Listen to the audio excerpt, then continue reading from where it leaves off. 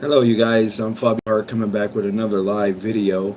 I'm going to wait a second and let you guys charm in to this particular video because what I want to talk about today, like I say, I get the emails, even if I don't reply back, they do get over to me, and I want to talk about running a one-man show.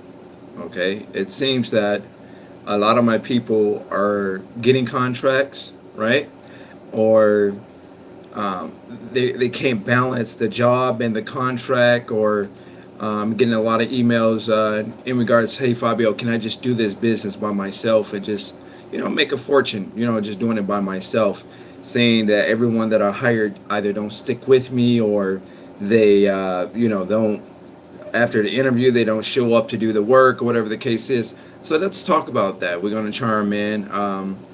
I've been getting a lot of emails in that regard, so I want to kind of talk about that specifically on this video. It probably won't go too long today, you guys. The keyword is probably, we don't know. But let me go ahead and jump right into it. Okay, so I've gotten emails, and if you're just joining me, I want you to go ahead and like, share, and subscribe. Just go ahead and like, share, and subscribe, you guys, because as you see, I rarely get a chance to get on here like I used to. But let's go ahead and talk about it. Can you run this business as a one-man show? Can you do it? And the answer to that is yes, you can. Yes, you can. You can absolutely do this thing as a one-man show. The thing is, though, is that your growth process might take a lot longer, right? Because, see, when you do it as a one-man show, obviously you have to be the accountant. Obviously you have to be the administration, and you also have to be the cleanup person, right? The cleaner, right? So you can do it, but I would say if you're going to do it as a one-man show, and even if you wasn't going to do it as a one-man show, pace yourself. Don't be in such a rush to grow very, very fast, okay? Because that growth is going to happen over time. Now, I'll be lying to you if I told you that you'll be able to do this thing and grow extremely fast with employees or without employees. Okay, it's going to take some time either way. But if you want to do this thing, pace yourself. Like when I first started my cleaning business, I was doing it for, I was doing it for like 6 months, right? Because see, what I would do, as I said in many other videos, what I would do is I would get the contract, right? And then I would work 30 to 60 days in, mostly 30 days, right? If it was 60 days, then it was probably a pretty technical situation or a real big contract, and I wanted to make sure I knew the ins and outs of it, right? But for the most part, I work 30 days in, right? So what I would do is once I pick up one contract, I would work 30 days in that contract by myself, right? Until I get the hand of it and all of that stuff, and then I will put a body in there the next 30 days. So that's kind of how I build my business, right? But I was already actively looking for employees, guys, right? But once again, to stick on topic of running this thing by yourself, you can absolutely do it. Like I said, growth is going to be a lot slower, right? Because you got so many hats to wear, right?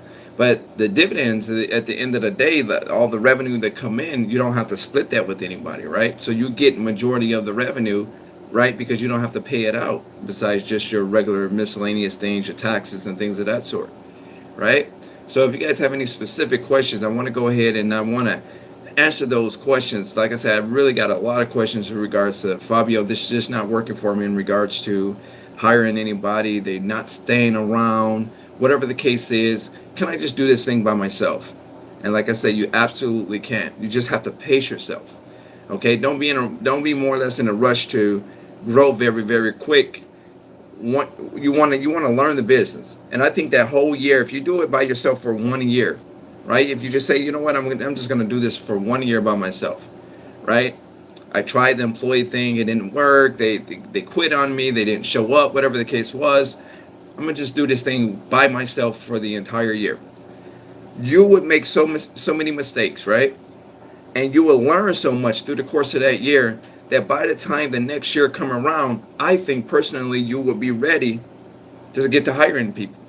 Okay, because so you kind of get the momentum going, you kind of get the motivation to be there, right? You got the contracts, you're working good on your own for 1 year. By that next year, there's no reason, absolutely no reason why you wouldn't be ready to hire somebody. Okay. So for those of you guys out there to say, I can't get any employees, Fabio, can I do this thing for 1 year? You can do this thing for 1 year and make 50K. No bullshit. Now, depending on your determination, how relentless you are, right? How proactive you are, but you can absolutely make 50K your very first year. That's very, very possible with this business. But just to dumb the numbers down, okay, let's put it at 30K. That's very, very doable. Okay, very doable, very, very reasonable. Okay, there's people that I know that does that per month, 30 to 50K per month. So if it can happen within 30 days, right? If people can make 30K, 50K per month, I know you can do that in the entire year. Most people are not making 50K a year. But again, I really didn't want to get caught up on the numbers, okay? But 50K is definitely doable. You can absolutely do that. Again, guys, you have to pace yourself though, okay? From the startup process, once you get your LLC and the whole that thing, right? Your EIN, your banking, you get the startup process going, then you market, right? Whether you're going door to door, whether you're using social, excuse me, social media, right? Or whether you're using any other advertising medium, okay? You get that, you kind of build your system. You build it by yourself. And then, like I say, if you run that thing for the entire year, the cool thing about it is that you don't have to split that revenue, right? That revenue don't have to go out to a third party or an employee or anything like that because you didn't have any, right? And by the time that year ends, you done made so many mistakes, you done learned so much, right? Again, the next year you will be ready to hire your very first employee. I would suggest that you always be hiring and always accepting apps. Even if you're not going to hire anybody and you know you're not going to hire anybody, just always be accepting the apps, okay? Kind of look over the apps and give you the entire year to look over the apps that you collect, that you have. So by the time next year come around, again, you will already be ready. You'll already have some type of system in place, okay? Because I believe, I was reading one email that came in. Somebody told me they had 3 accounts, right? Thanks to my videos, they was watching my videos, and they had gotten 3 accounts, and they say they lost all 3 of them due to employee issues, and that can very, very much well happen. I don't know why it happened, but it can happen. Some people say, well, Fabio, I can't balance my job with these accounts, or Fabio, by the time I get off of work, I'm extremely tired. I can't go ahead and clean these accounts. Okay, Fabio, all is well with you. Hey, professional window. Now you haven't missed too much. I've been on for almost 8 minutes. You haven't missed too much, dude. But what we're talking about today, professional window, is just a one-man show. How you can generate 50K on just running this thing completely by yourself. Again, like I say, it's going to take consistently marketing. Okay, that's really like the meat and potatoes. You know, your motivation and marketing. Those 2 things go hand in hand in this business. Without motivation, you're not going to be motivated to get any contracts, and without marketing, you're just not going to get any contracts. So that motivation, right, that faith within yourself, that goes hand in hand with actually doing something to get new contracts. Okay, Nate, thanks, Fabs. I hope it back. Have a success story by January. Okay, one-man show. Yeah, you guys can absolutely do this by yourself. I know how stressful and frustrating it could be running this thing, trying to get new people to work for you. They're not staying on board. I know how that works. In the very early on stages, that was my position, right? I had people that wanted to work, like family, friends, things like that, but I didn't hire those people because I understood the relationship I had with them was too tight, and they may not respect my business sense. They might not respect me as a business person. They just respect me as an individual, or as their friend, or the relative or something, right? So I would never hire friends or family.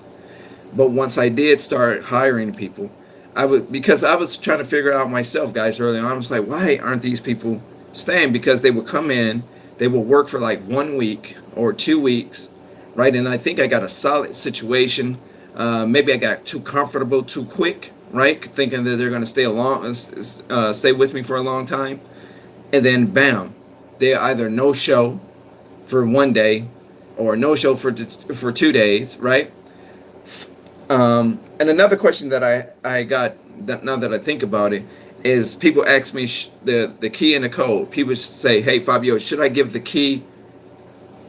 Where do you advertise for job openings?" I still use like Facebook. I actually majority of uh, my success in terms of hiring my employees come through Facebook. You know, we have these groups in my area. It's called Detroit Sell Everything, right? So I'll put just a small little advertisement in that group. It's a different group, right? Put a small little advertisement in that group, hiring uh, evening cleaners or whatever I say in there. You know, part-time cleaners now hiring.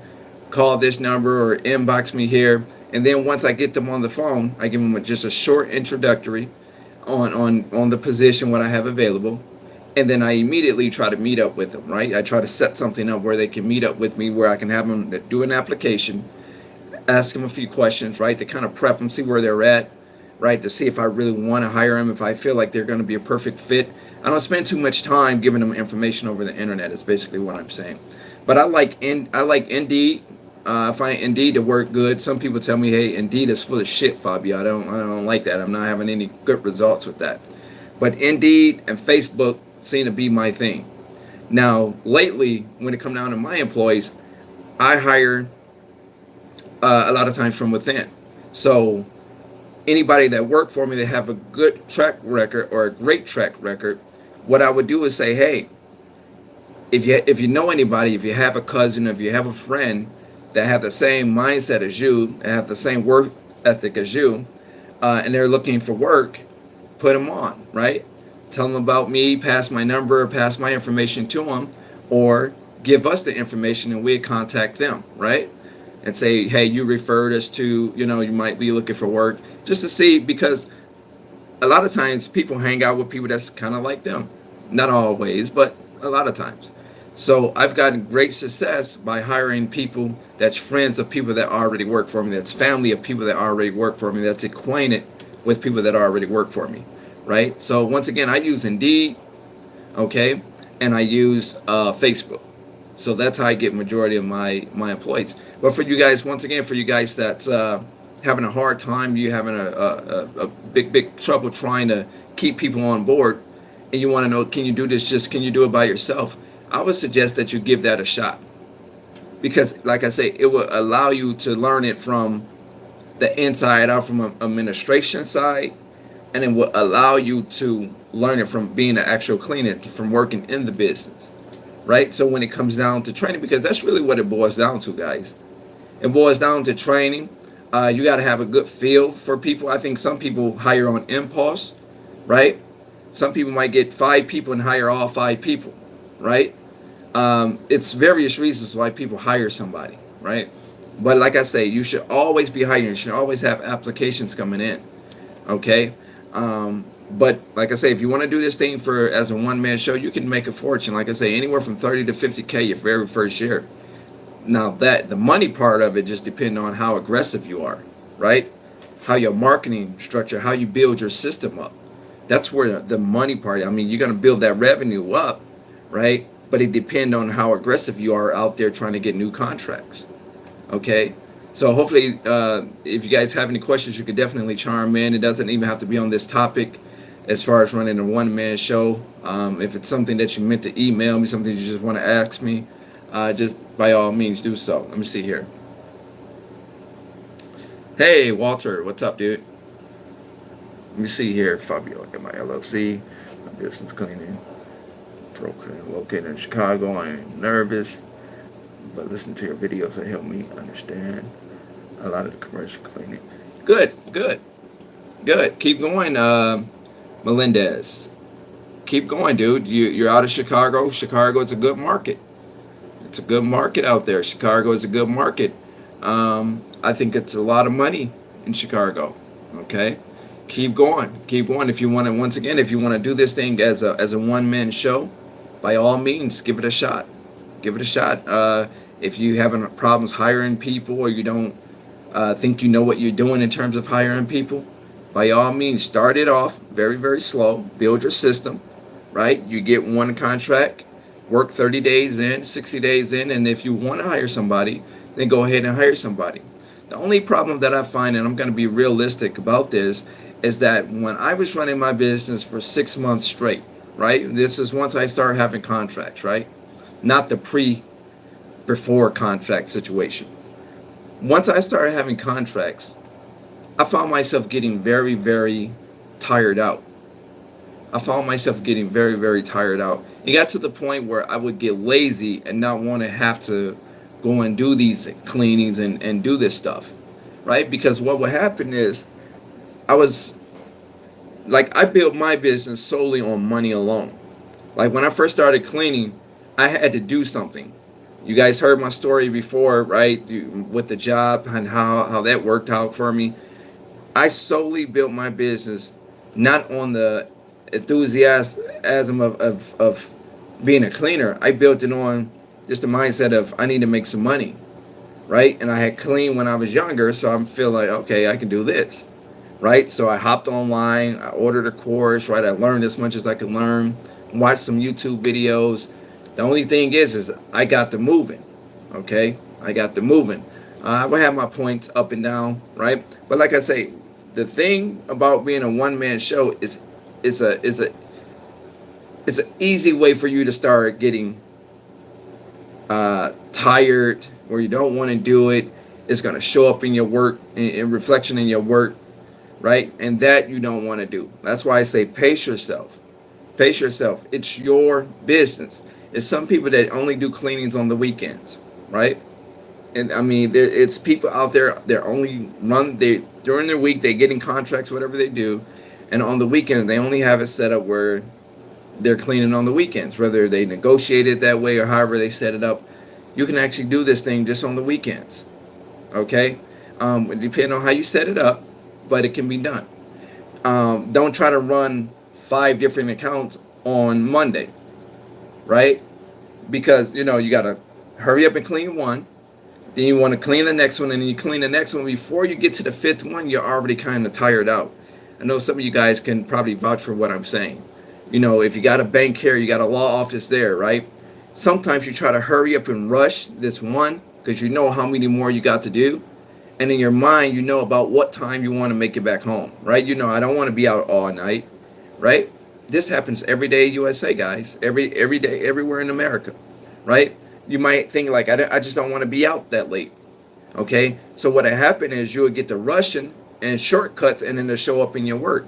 And that's how a lot of times people lose their contracts, right? They'll start off good a little bit, right? Because they just got in the door. They want to impress the decision maker and all of that jazzy stuff. And then a month or two in the workload, it shows up where they start making mistakes. And that's because maybe they have 5 accounts and they set all accounts up for Monday. Spread them out, guys. Spread them out. There's nothing wrong with that, right? So if you might have 1 Monday, you might have 2 Wednesday, right? You might have 1 Friday and 1 Saturday. It's your business. You can set it how you want to set. Set it how you want to set it. The only way that wouldn't work is if the decision maker have a specific day that they want you to clean on. So if they say, hey, we want you to clean on Wednesday, you can kind of spread it out and talk to them and say, okay, well, how's Thursday? Would mornings work for you? Can we come in? Because I've talked to some people, they say, well, Fabio, I don't do it in the evening time. I just get up and I do it like at 5 o'clock in the morning, right? And then I'm done before the building open. Okay? You can do it that way if you negotiate it that way. It's your business. There's no right and wrong way to do this, right? Even with my channel, this is not just the one-stop shop that you're going to get all your business needs in terms of commercial cleaning, right? There's other commercial cleaners out there. Everybody have a different system and a different setup, right? But like I say, you can absolutely make anywhere between 30 grand and 50 grand your very first year just being a solo person, a one-man operation. Let me see here. What's a good 1 second, guys.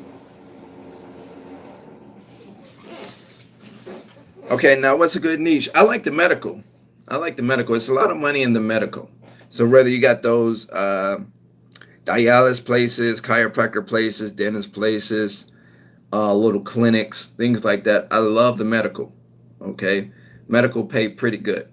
So I would say I mean, you can do churches, you can do storefronts, you can do just regular um, law firms. There's a lot of different buildings you can clean, but I like the medical. They pay out pretty well, so I generally kind of go for that first, and then everything else follow behind that. Okay, let me see here. It takes a lot of motivation, faith, and energy, especially if you're working a 9 to 5. But yeah, got to grind it out and invest in yourself. Done for sure. Yeah, yeah, yeah. It's gonna take a lot of motivation. That's what it's really gonna boil down to. Your motivation. Okay, it's gonna boil down to your motivation. You can't you can't treat this thing like a job if you really want it to turn out like a business.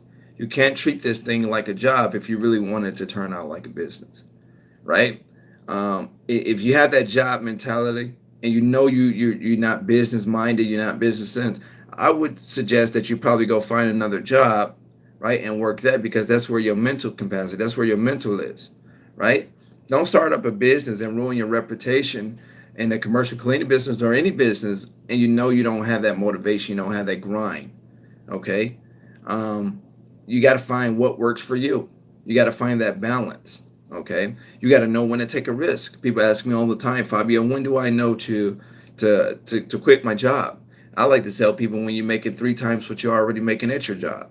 So if you're bringing home before taxes, let's say you're grossing 2 grand every month, and it's just being on the low side, then when you're making 6 grand is a good time to quit your job, because we know that you're surviving on 2 grand, right? You're surviving on 2 grand. So if you replace that same 2 grand with business and 2 grand worth of business, we know that you can survive, right? Because you're surviving at your job with 2 grand. 4 grand. Okay. Now you done double what you're making at your job. So we know if you can survive with 2 grand, we know you can survive with 4 grand, right? So you take that 4 grand, you all the money, again, it's not money to play with. You can't go out and get you a new Jag. You can't go and get you a new tablet and get all the fancy phones, right? Because all of that comes out of that money, right? You still got to pay taxes. It's still business, but you give yourself certain a certain percentage, right? You give yourself a certain salary.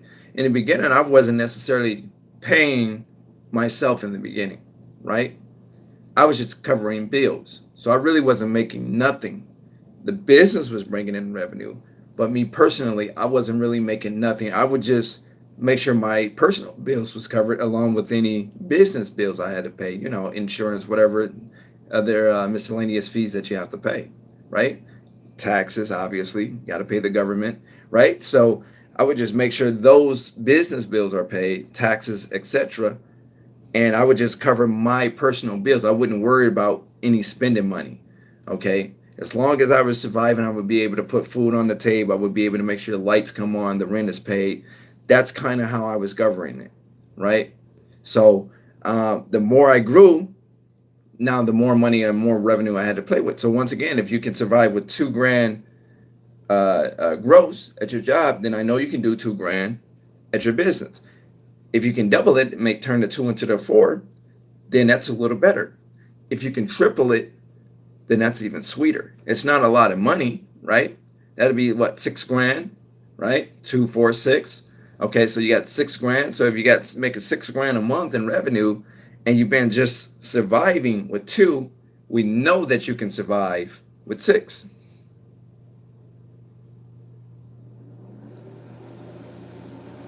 One second, let me see here. Better trouble putting contracts together. Any advice on what need to be included? I don't want to be like a 3-page contract. I say simple contract is very effective. Any advice? Yeah, simple contracts is very effective. I don't like a lot of page contracts. A lot of the your franchises have those long drawn out contracts. My contract 1 page. Well, 2 pages. We revised it, right? But 2 pages, very simple, very easy to understand. Everything very simple. Okay, so the thing is, it's hard for me to kind of tell you. I don't, well, if you have a contract, what I will do is if you email me the contract that you have, I'll take a look at it, and I'll personally make some notes of what you might want to add in there because I don't know what you have in and what you don't have in there. I don't even know if you have a contract at this moment, but if you do, email it to me at bookfabiohart@gmail.com. Bookfabiohart@gmail.com. BookFabiohart@gmail.com. I'll take a look at it, and in the subject line, put my contract. All right? My contract in the subject line. I'll take a look at your contract, and I'll side it with mine, and I kind of look at it, and I kind of give you some pointers at certain things you might want to add in there, right? Now you have to revise it and add it in there, but I could tell you where, some things you might want to add, some things you might want to adjust, some things you might probably want to pull out or take out, different things like that. But and this for anybody, if you have an agreement, whatever the case is, I'll side by side it with mine. I've been using mine for a very long time, and it's been working for me. So mine is pretty official. But yeah, I'll side by side it with mine, and I'll let you know what I would add, what I would take out, etc., etc. So that's bookfabiohart@gmail.com. BOOKF like Frank, A like Apple, B like boy, IOHART@gmail.com. Bookfabiohart@gmail.com. Okay, let me see here. Yeah. What do you do when these big franchises have all the business? And that's a myth. Actually, franchises have you kick their ass. That's what you do. You take their business, right? You take their business. The only thing that's hard with the franchises, a lot of times franchises doing things for penny on a dollar, right? Franchises have a name, so that's really what solidified them a lot of times. People have heard of such and such. I'm not gonna give any names out, but people have heard of this one. People have heard of that one, right? So when they go in the building, people are already aware who they are because they've been in the game for so long. Okay, so that's what sells them. But their work itself, and you can go on Google and just read about how they work, right? They're just a workload. You hear a lot of bad stories about franchises, okay? And I'm not here to bash them. If you go for them, go for them. If you don't, you don't. But I'm just not a really big fan. I believe you're a glorified employee if you're working at a franchise. I don't want to pay you, and then you cut me a check of this percentage, and you already agreed to take this off. And then if I want to get another contract, I got to bite through you or bite through the franchise. Certain things I can't do. I don't want to be bounded like that, right? So, but anyway, for those that want to do that, cool. It's money to be made. People are making money in franchises. I'm just not a big fan of it. But like I say, they don't have all the business. I've taken a lot of franchise business, a lot. You might want to build yourself maybe like a questionnaire, right? Add that to your flow of questions that you ask them when you go in to, solicit them to do the walkthrough. Do you have a commercial cleaner? Do you have a commercial cleaner at this time? Yes, we do. Is it franchise or non-franchise, right? You don't even necessarily have to know who the franchise is. You can ask them, well, what company you guys currently have? Some people won't tell you. Some people will tell you, right? But it doesn't hurt to throw it out there. So you can get a little intel. And if they say, well, right now we're extremely satisfied with them, then you probably don't have a chance of getting that contract. And I used to be this way in the very, very beginning. I used to think because there was so many franchises out there, there wasn't no business for me. Because there was so many franchises out there, it wasn't no business for me. Now, here's the thing that I find. The little heater thing there. Now, here's the thing that I find. A lot of franchises aren't in your dentist offices, right? These smaller to medium-sized buildings. A lot of the franchises, they're not in your personal gyms, right? They do a lot of industrial buildings, banks, governmental office buildings, right? They do a lot of these type of accounts. And I'm not saying that you can't walk in a law firm and then they have a franchise. I'm not saying that. A lot of times franchises have certain niche markets that they like to go into. Like they like the big high-rise building downtown, right? So you go downtown, you see they got this franchise, right? And it's probably safe to say that they're not being paid as much as they probably should be paid to clean this high-rise building. But because they can add this building to their resume, right? In your downtown area, it's big, it's glamorous, right? The lights, everything, right? And then they got this franchise company in there. They may not be being paid as much as they should be paid, right? The thing, once again, they have is a name, and they have the manpower, right? They can go and hire these and bring this in and team up and do this. They have, some type of structure. But once again, like I say, and that's why I tell people to go into like little dentist offices, right? I teach you guys right here on the videos how to do it. Like if you go on a yellow book, it's other ways you can acquire, but I like to kind of still use that to this day when I do it. If you can go on yellow book, type in dentist offices, right? You're gonna type in your city, right? And then you go ahead and type in your zip code. Hey, what's up, Con? You go and type in your zip code, okay? And then all the dentist offices in your area populate right there, and then you just get to calling, right? The object of the game is really not to stay on the phone with them. Like I say, guys, you what you want to do is you're trying to set up an appointment. You need to get in there, okay? Some people then told me that they then gave quotes over the phone. That's absolutely the wrong thing to do. It's absolutely the wrong thing to do, because what happens is when somebody tell you my building is 3,500 square feet, you try to visualize what that looked like in your head, right? And it's not just about how big the facility is. It's about the workload in there. Hey, how's it going, bud?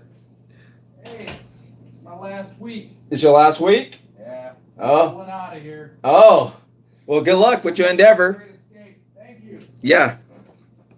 That's one of the guys here at the plant. But anyway, let me see here, guys. It's so hard to get those accounts or get their attention. It's just you got to be more strategic. That's what it boils down to. It's just being more strategic. You see here, I work at a franchise. They don't make money out of the clients. Yeah, they make it out of selling a franchise, the packages. Selling the same packages franchise 4 to 7 times. Yeah, see, the franchise is it's a big game, right? And again, I'm not trying to shit on them. I'm just trying to get you guys to see, because I've done research. I've never been a part of a franchise, right?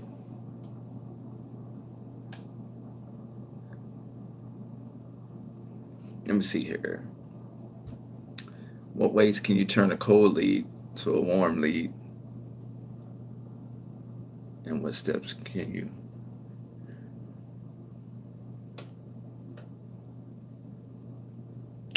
Turning a cold lead to a warm lead. I like to use the flyer method with that, right? So for an example, if you, let's say, called first, then I would, and let's say they which is a cold lead. If you call it, just kind of cold call it, right? That's a cold lead. You can always follow that up with sending them a flyer, okay, with what I like to call an irresistible offer. You got to make sure your offer is good, because they got to want to pick up the phone and give you a call, right? Or if you do it vice versa, you send them a flyer and then you follow it up with a phone call, okay? But it's the verbiage on your flyer that's going to kind of sell them a little bit and warm them up a little bit, because if you do it the reverse way, you send the flyer first, right? And then you call them. You can just call and say, hey, I'm Michael, such and such with such and such a cleaning company. We sent you a flyer last week. I just wanted to do a follow-up phone call. Number one, to see if you received it. And number two, to see if you have a commercial cleaning company. You kind of run down like the basics, because your ultimate goal, Mike, is to get in there and do the walkthrough. Okay, so there's different ways that you can warm that lead up. Okay, you can do a door-to-door, right? And then follow it up with a personal letter. And say, hey, I'm Michael such and such. Spoke to you last week, or spoke to you about 2 weeks ago in regards to commercial cleaning. We did the walkthrough. Just wanted to know if you had a cleaning company, if you were just still okay with your the cleaning company that you had. If you had any questions about the proposal that I presented you guys. Okay, so that's kind of how because once again, they're cold the minute you walk in the door. They're cold the minute you pick up the phone and call them, right? So you can always follow it up with a letter or with a flyer, right? To kind of warm it up a little bit, to kind of see where they're at with it. Okay. So let me see here.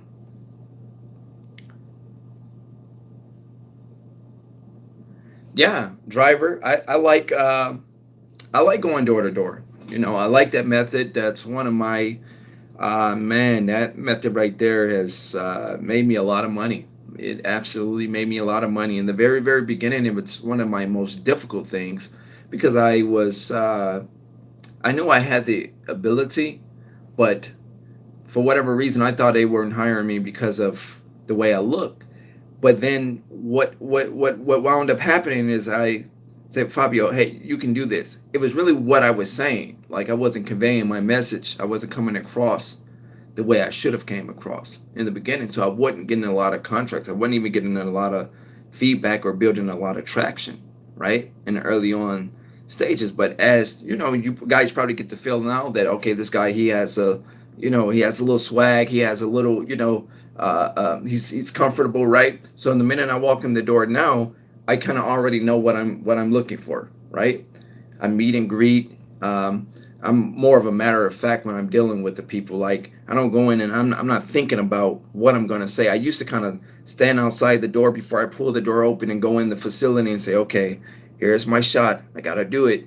I don't do that no more, right? So when I'm walking up and down the street, I might have one headphone in or one headphone out, right? My listening to my motivational books or audio books or whatever the case whatever I'm listening to, and that's kind of what feed me as I walk down the street.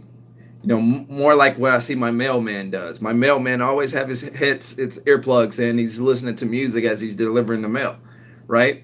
And that's kind of how I kind of gauge. I get my motivation. Like I say, I go in the door now, and I know who I'm supposed to speak to. I'm going to speak to the gatekeeper. It's going to be slim to none that I'm going to speak to the actual decision maker, right? Unless it's just a very small company and he's the only person there, that type of thing, right? So you go in, you speak to the decision maker, but it's more of a matter of fact. You don't want to sound salesy. They're going to say, hey, good morning. Thank you for coming to ABC Dental, whatever the case is. And you say, hi, how are you? Well, I'm Fabio Hart. Who would I speak to in regards to commercial cleaning for your facility? Right? You see how I wasn't real pitchy. I spoke back. I introduced myself. I let them know who I was. And then I just kind of went right into it. Who would I speak to in regards to commercial cleaning for your facility? And they say, oh, that'll be Douglas Smith. You say, great, great. Is Douglas available at this time? And they say, well, actually, Douglas, he hasn't arrived in yet.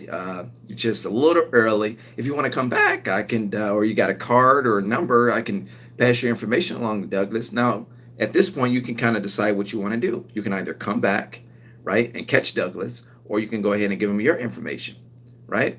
So what I would do at this point is I would take their business card and say, oh, great. I said, well, you know what? I'll probably come back. But by the way, do you have a business card? I'm sorry, what's your name? Oh, my name is Jessica Black. Say, okay. Thanks a lot, Jessica Black. You've been a great help. I greatly appreciate you. You go ahead, take this card, right? Now, if it's just a basic card, just a company card, it might not have nobody name on it, right? So on the front of the card, you're going to write Jessica Black, right? And you could put, GK for gatekeeper or, REC for receptionist or whatever the case is, right? And then on the back of the card, you want to write contact person, Douglas Smith, right? So in the event that you do not come back, and let's say you call, you got all the fax numbers on the card in the front, you have the company name on the front, right? You have the gatekeeper name that you hand wrote on the front, right? And you have the fax, you have the email, you have everything that you need on the front of the card in the event that you don't come back. Okay. So even if you didn't leave your card and you say, you know what, I'll just come back, or you might say, well, you know what, actually, if you could pass this along to Doug and you give him your card and they give you their card, right? Now, what to do in the event that they don't have any cards? Because sometimes that happens. They say, you know what, I'm sorry, we're all out of cards. We're waiting for them to come in. Then what you do is take out your card, right? And on the back of your card, this is one of the tricks, one of the things that I like to do is I'll get all the information, okay? So whatever the address is, the name, I'll kind of write all of that down either outside, I might stand outside in front of the building and kind of right before I go to the next building or in your car or whatever. You just don't want to lose this information. You'll write contact person, Douglas Smith, receptionist or gatekeeper, uh, Amanda Black, or whatever the case is, right? So that's kind of, you want to get that information. So if you don't come back and you do decide to follow up, you will know who the contact person is. You'll know who you spoke to, things of that sort. Okay, so again, I'm real big on going door to door. It's not as difficult as it is, as it seems. The only thing is you just have to do it more and more, right? To get more comfortable, you have to do it more and more. And that's the thing. A lot of people can't deal with being told 10 times no 10 times in a row, right? 20 times in a row before they hear that one yes or that one possible yes. And you're going to hear a lot of no's. If I got on here and I say just do it, every fifth person's going to tell you yes, I'm probably going to be lying to you, right? It's possible, but it's highly unlikely. You're not going to get more yeses than you get nos. Okay, and that's whether you do it by phone, that's whether you send the flyers out, that's whether you going door to door. You're just not going to get more yeses than you hear no. Okay, but that one yes is absolute paramount. That one yes can change everything. Okay. Let me see here. Let me catch back up on the comments here. You're welcome, Mike. Let me see here. What's your suggestions on working on account at night? Would you carry a licensed firearm? Cautious in the building. What about safety measures for your employees? Okay, very good question. Very good question. As far as carrying a firearm in my area, I will say that I'm registered to carry. Most times I don't, right? But I am registered to carry legally, right? So I would suggest that as an entrepreneur, that you should have a firearm, okay? You don't necessarily bring it in because there's certain laws, certain things you can do, right? So you may not have it on you. You could keep it in your vehicle, locked or under the seat, wherever you decide to kind of stash it. You can keep it on you, right? But you wouldn't necessarily need it necessarily to go inside the building. Now, as far as your employee safety, I find I don't find any bad things really happening unless it's really more or less in the urban setting or depending on the type of facility it is, like banks and things like that. Like if you're cleaning the banks after hours, that type of thing. Okay. Now, with our situation, my people actually go and lock up these facilities because we don't give the key and a code to the actual employee. So before the employee gets off or around the time the employee get off, we have to lock up. The employee isn't going to just leave because he or she know that they can't lock the facility up. So this is what I have in place. See, early on, I will lock everything up. I was the only one that had the keys, right? I was the only one that knew the passwords to the alarm system and set it, right? So I will lock it up, right? Now, if you feel like, hey, I need to take my firearm in, it's just me, I'm running a one-man show, then you could take it, you could take it, you just make sure it's on safety, right? Make sure it's secure, your weapon is secure. And if it's just you in there, then it shouldn't be any problem, right? It shouldn't be any problem. Or you can kind of put it up somewhere, maybe in there, right? Just put it up maybe somewhere high in the facility. And then as you exit, you make sure you have it secured and you have it on you, right? As you exit, and you got to lock up the facility and do your put your code on and things like that. That's if you're just a one-man show. But like I said, as far as my employees, I really never had any problems. That doesn't mean you would never have any problems, right? But it's just like anything. It's just like if you working at Walmart, right, or you're working at Target, or you're working, at KFC or whatever the case, right? They get off of work. You don't know what's gonna happen, right? You just have to get off of work and be strategic how you move from the facility to your vehicle and vice versa from your vehicle to the facility if you're going in, right? So I would definitely say have insurance, right? Definitely have insurance. So that all, play a part in there. You have insurance, business insurance, things of this sort. But like I said, as far as your safety, I find the most safety issues in the urban areas. I don't even really like the target contracts really in the urban setting. Like let's take Detroit, okay? Detroit to be my area. So I like to hit all the suburbs outside in terms of getting contract. Number one, they pay more, right? Number two, I don't really have as many problems, picking up payment or receiving payment outside of the Detroit area as I do within Detroit.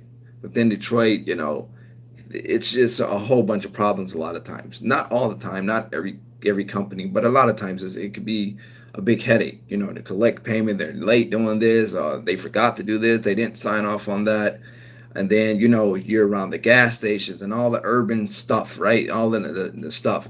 So people walking up and down the street, hey, do you have 50 cents for change? Like, you got to deal with this type of stuff. You really don't deal with that so much outside of Detroit. Detroit. I'm not saying in the suburbs they don't panhandle and stuff, but I'm just saying you don't have this whole setting, this heavenly police and everything of that sort, right? So hopefully I answered the question without rambling too much. But um, again, I'm not against having a firearm. If you have one, I would say make sure you have it, right? Either in your vehicle, or if you're gonna bring it inside, if you're the only person working in there, you bring it inside. Just make sure you have it on secure, or it's securely put up, right? And then as you exit the building and lock up the building, you just make sure you have it on you, and everything is secure with it, right? As far as your employees, um, I wouldn't say it's your obligation to make sure, because I mean, if you're not there and your employees coming into work, I mean, anything can happen between the time that they leave home and the time they get to work, or when they leave, going back to their vehicle on their way home, right? Anything can happen. It's just part of going to work, but still have business insurance just in case anything happened like that, right? Let me see here. What would you suggest offering free cleaning to get the sale? Free cleaning. I'm not sure how. I'm a big fan of that. I did the free cleaning before, but you want to kind of put a cap. Appreciate it, fam. You're welcome, Nathan. I will put a cap on uh, the facility size. Like, I've had some people say, Fob, I went in and I offered to do a free cleaning to a building 9,000, 10,000 square feet. No, no, don't do that. Don't do that. So you might want to put a cap on how big of a facility you're willing to clean for free, in the very beginning, because you don't want to break your back out for free, right? So you get a small condensed building, 2,500 square feet, 3,000 square feet, not big, not too small, right? And you go in there and you just clean it from top to bottom. You do what I call a show up and show out, right? You go in there, you do your thing, you show up and you show out. You clean the building like it's never been cleaned before. You make an impression, okay? So when it's smoke clears and all said and done, the object of the game is for them to hire you, so you can kind of keep up what they done. Because if you did a fantastic job, and they look at it and say, "Wow, this guy really cleaned the hell out this building. This lady, she really cleaned the shit out this building." They're more prone to hire you on at that point, right? So I'm not against it. I just don't think that a lot of people do it, which might be a door opener for you in your area, because I really don't believe a lot of people do that. Okay, and that could be a situation that you can use in your immediate area and just start cleaning up business. Okay. Now, again, you want to pick and choose who you do that with, right? You don't want to just do any facility. Put a cap on the building. Say, you might go in and say on your walkthrough, what's your special? I'm sorry, what's your square footage? And they say, well, we're 3,000 square feet, and you kind of looking around and you get the intel, as far as what they want you to do, and you say, okay, great, that's good, because we actually running a special for a free cleaning, for buildings that's 3,000 square feet and under. So you fall within that.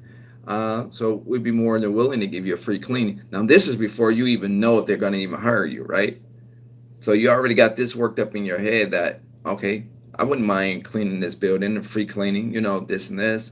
You got a good, you're building that rapport with the decision maker, the person that's doing the walkthrough, most likely going to be the person that you deal with, right? And they say, well, when would you like us to do a free cleaning? I like to assume the sale. I tell people that all the time. Assume the sale, not when or this. You kind of want to kind of throw yourself in the mix. Well, when would you like for us to do this this free cleaning? We can set something up today. You definitely fall in. I got the details here, what you want done, okay? And then following that, boom, there you go. It's a nice way to slide into the contract, I should say, right? So again, I'm not against it. I just don't think a lot of people use it, but I do think if you use it strategically, it will work. Appreciate it. Let me see if I missed any questions here, guys.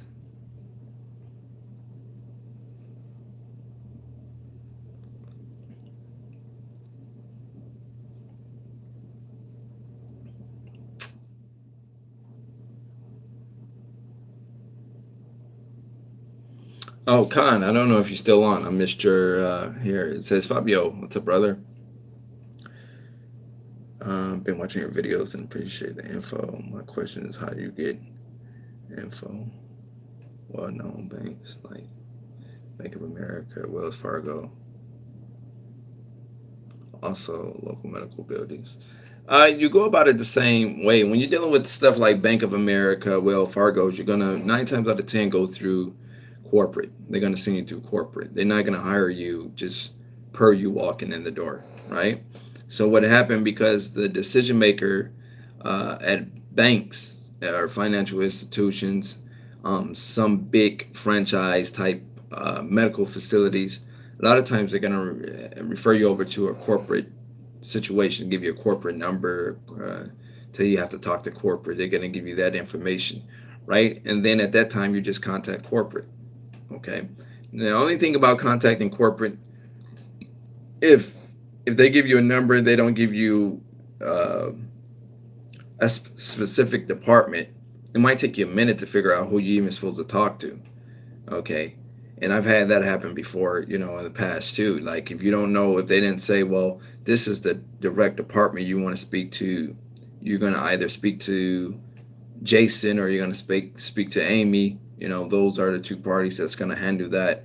See, when they give you names, they give you very specifics and make it a lot easier for you to call and contact those people, because you know who to contact. But a lot of times, they may not know who the contact. They just give you a number, and now it's up to you to kind of shop around and kind of get transferred from place to place to figure out who you're supposed to speak to. But if you want that account and you feel like it's worth it, then I would do it, right? But again, there's a slim chance, unless it's a private bank, right? It's not a big conglomerate bank like a Bank of America or Wells Fargo or anything like that. If it's just a private bank, then you might be able to go in and get that contract a lot quicker than you do a big branch bank like Bank of America, okay, Wells Fargo. You're going to most likely, like I say, you're going to most likely have to talk to corporate, okay? And then when you talk to corporate, then you set it up with corporate. You talk, they might have you fill out certain forms or certain things that they need you to sign off on and stuff like that, because it's coming from a corporate situation, okay? But whatever need to be done, I would do it if you feel like you really want that type of contract, right? And that's whether it's a bank, or whether it's a governmental building, or whether it's even a medical facility that you have to go to a corporate or a corporate company and talk to. If you really want that facility, go through with it, and then it's a learning lesson, right? It's a learning lesson. Like, when you never did it before, you don't know what to do. But when you give it a shot, even if you don't get it, you can say, well, I learned something here. I know in the future I have to do this. I know in the future I have to do that, right?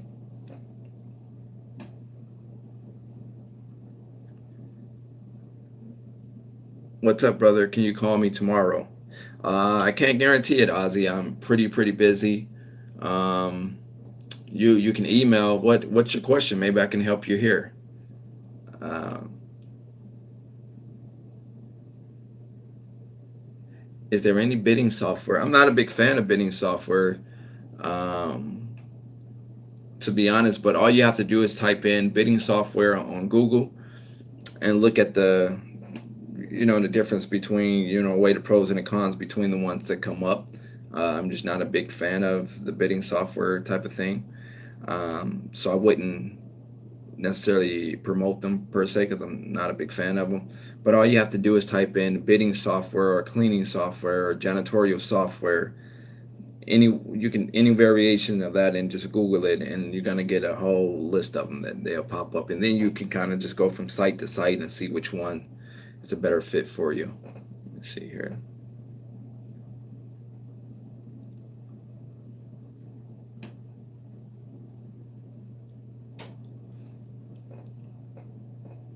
Let me see here. So you have employees or contractors? I haven't, Nathan. I have employees. Would you prefer to start up? What's the startup cleaning? It depends on you. It depends on you.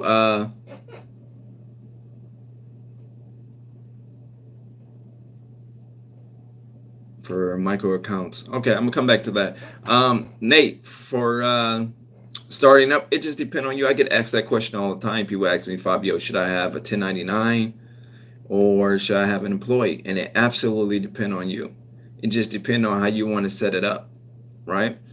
It makes sense for most people to have a 1099. I know a lot of people that say, you know what, Fabio, I just don't want the headache. I don't want to have to deal with the employee taxes, things like that. I just don't want to deal with that. I just want to cut the check. I give them the check, log the numbers in on my side, right? Cut the check to them. Don't take out the taxes and just pay them, and they're responsible for the taxes on a 1099 independent contractor type deal, right? And if that makes sense to you, then by all means go for that. Okay. Me, I like the employee side of things, right?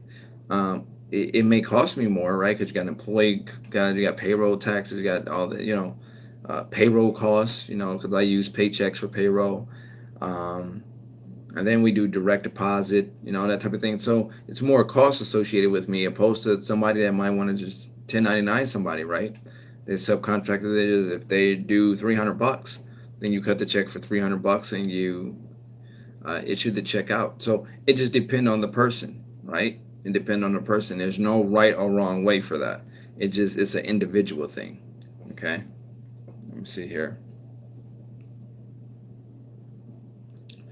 R. Melendez, he said flat rate is better. I would suggest, yeah, flat rate. I think when you get past a certain square footage, then that's when it shifts a little bit, right? When you get past a certain square footage, then it shifts a little bit. Like I would say up to 10,000 square feet, you can get away with, a flat rate per cleaning, a flat rate, right? You set it up good. Okay. And like I say, I like those contracts that's once a week, twice a week, and 3 times a week. I don't even like to necessarily have to be in there every single day, because you can make a lot of money with those once a week accounts. You can make a lot of money with those twice a week, 3 times a week accounts. You don't have to work every single day to make a lot of money in this business. You don't. Okay.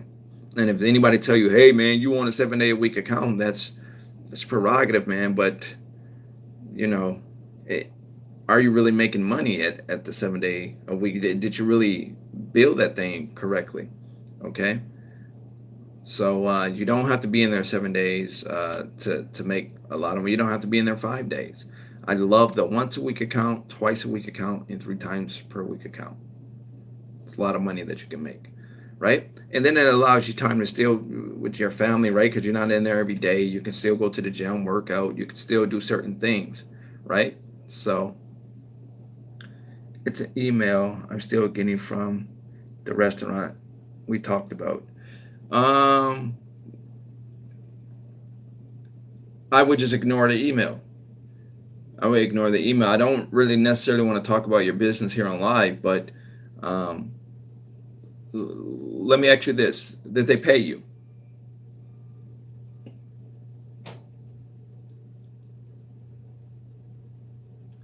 And see, like I say, Ozzy, the reason they dealing with you like this is because of the perception that you gave them about yourself and your business. They knew you was green. Okay, they knew you didn't know necessarily what to do, how to do it, and all of that stuff, right? They knew this stuff. Okay, But the information that I shared with you, Ozzy, you heard me. Okay, so they did pay you. So if they pay, let me ask you this: are you still cleaning for them? See, and I like you, Ozzy, but I really wish you would have listened to me in dealing with them, because now they're treating you like a guy that they just hired off the street, and they don't respect your business, gangster, right? They don't respect your business, gangster. So therefore, they're treating you like an employee, whereas you should be treated like a entrepreneur, like a businessman. But it depends on how you deal with that, with these clients. It depends on how you deal with them, right? So you no longer, okay, so it's nothing to talk about. They paid you, you no longer clean for them, and they're still emailing you. I told you to stop. Yep, I told you to stop cleaning them, and that's what I did. Great. Okay, so they paid you off. I told you to stop cleaning for them, because, and that's why I'm not big on restaurants. Some people like restaurants cleaning. I'm just not a big fan of them, right? I mean, it's really greasy, dirty work, right? I like to get in buildings when you walk in there and you damn near think like, shit, I don't really have nothing to do in here. It looks clean. I just got a touch up, and you can make a lot of money for a touch up, right? That's the word that I'm gonna use, right? But in the grimy restaurant bit, I'm just not a big fan of it. It's a lot of work to do, and restaurants don't like to pay. Okay, but this is not about that. But like I say, if they paid you, you say they paid you, right? Okay, great. You say you no longer clean for him because I told you don't. I told you don't go along with that contract. I told you to do away with them, cancel everything out. Okay, because it's just not a deal because of the way that they were treating you. Okay, but the lesson learned here is not that I'm right, but I was right in this particular situation when I kind of told you, right? I still like, but I'm being more aware of who I'm making business with. Right, right. Yeah. Well, I mean, and that's your thing. That's your thing, because I think, Ozzy, you do floors, right? The stripping and waxing. I think you do the floors.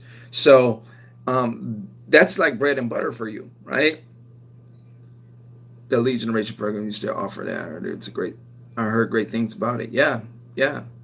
The lead generation, I don't necessarily promote it, but if it's a person that's really, really serious about it, I'll go ahead and have my people do it. I mean, we're still working on it right now for people that's still enrolled in it, but it's not anything that I say, hey, you have to get the lead generation. You're gonna make this. You got to get the lead generation. If it's a person that want to do it, by all means, because look, I don't make any money off for anything that I really sell, to be honest.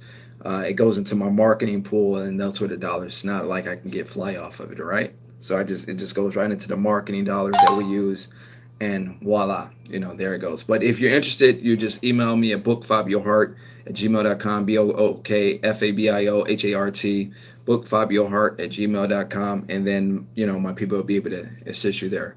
Okay, but that's entirely up to you. It's not a big deal for me either way. Let me see here. I appreciate you sharing your knowledge. I appreciate you too. But so let's go back to Ozzy, because I think it's a lot of, and Ozzy, I'm not trying to put you, it's not on blast, and I'm not going to talk about the specifics of what we talked about. But the thing is that you want to be respected as an entrepreneur. And that's why I tell people, your presentation, the way you deal with people, don't be extremely friendly, be polite, but don't be extremely friendly with these people when you go in. Don't go to the picnics, right?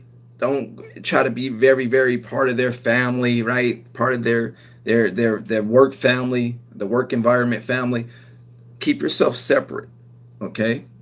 Can I send you a copy of what they said? And you gave me advice on what to do. Yeah. Send me what they said. I would probably ignore it, okay? Because there's nothing else really to do. I mean,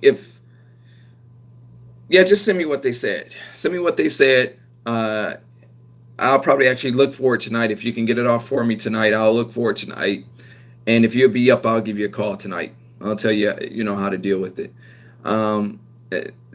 To be honest, what you can do, well, we'll talk about it. I don't want to necessarily kind of go into, because like I say, based on the information you gave me before, I kind of feel like I know what these guys is up to. That's a text message. I feel like I know what these guys is up to. And I think what they're trying to do is just really fuck your head over because they know you green to this, they know you new to it, right? And what they're trying to do is get more out of you than they're willing to pay for, like they always have been, right? So they try to get you to change your contract.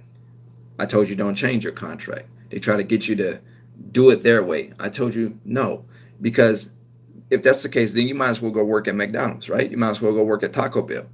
I'll be asleep. Okay, well, just send it over and we'll take a look. I'll touch back with you tomorrow. You just send it over tonight and I'll look at it tonight and then I'll uh, go ahead and I'll reach out to you tomorrow. Okay. But like I say, you don't want to be treated like an employee. You want them to respect your business gangster, right? You want them to respect you from a business perspective. Okay.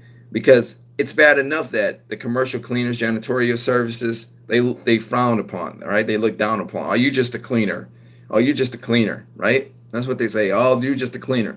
When they decide to slash costs, the first companies that go, and I've seen this just being in buildings, is a security firm that they have hired, whoever they got hired for security, right, to watch the cameras and things of this sort. The security firm is slashed, and the commercial cleaning company is slashed, right? And to some capacity, they actually put the security over the actual cleaning part. So the cleaning, they'd be the first off the chopping block, right? A lot of times. Oh, you just so you want them to respect you, right? You want them. You can be polite to them. You can be courteous to them, but don't get so caught up in their inner workings. Don't get so caught up into the shenanigans that goes on within their organization. Okay, I don't. I tell my people not to. You don't try not to fraternize with these people. You be polite. You speak to them. Hey, how you doing? How are you? That type of thing. But you don't want to kind of get caught up in their whole dynamics. Okay. Okay. So that's that. But once again, Ozzy, like I say, go ahead and get that over to me, and I'll be more than happy to take a look at whatever they sent you, and I'll read it, and I'll follow up phone call with you tomorrow. Just include your number. I don't know that I personally have your number, or if we probably still have it on in our system, but just send the number just in case. Okay.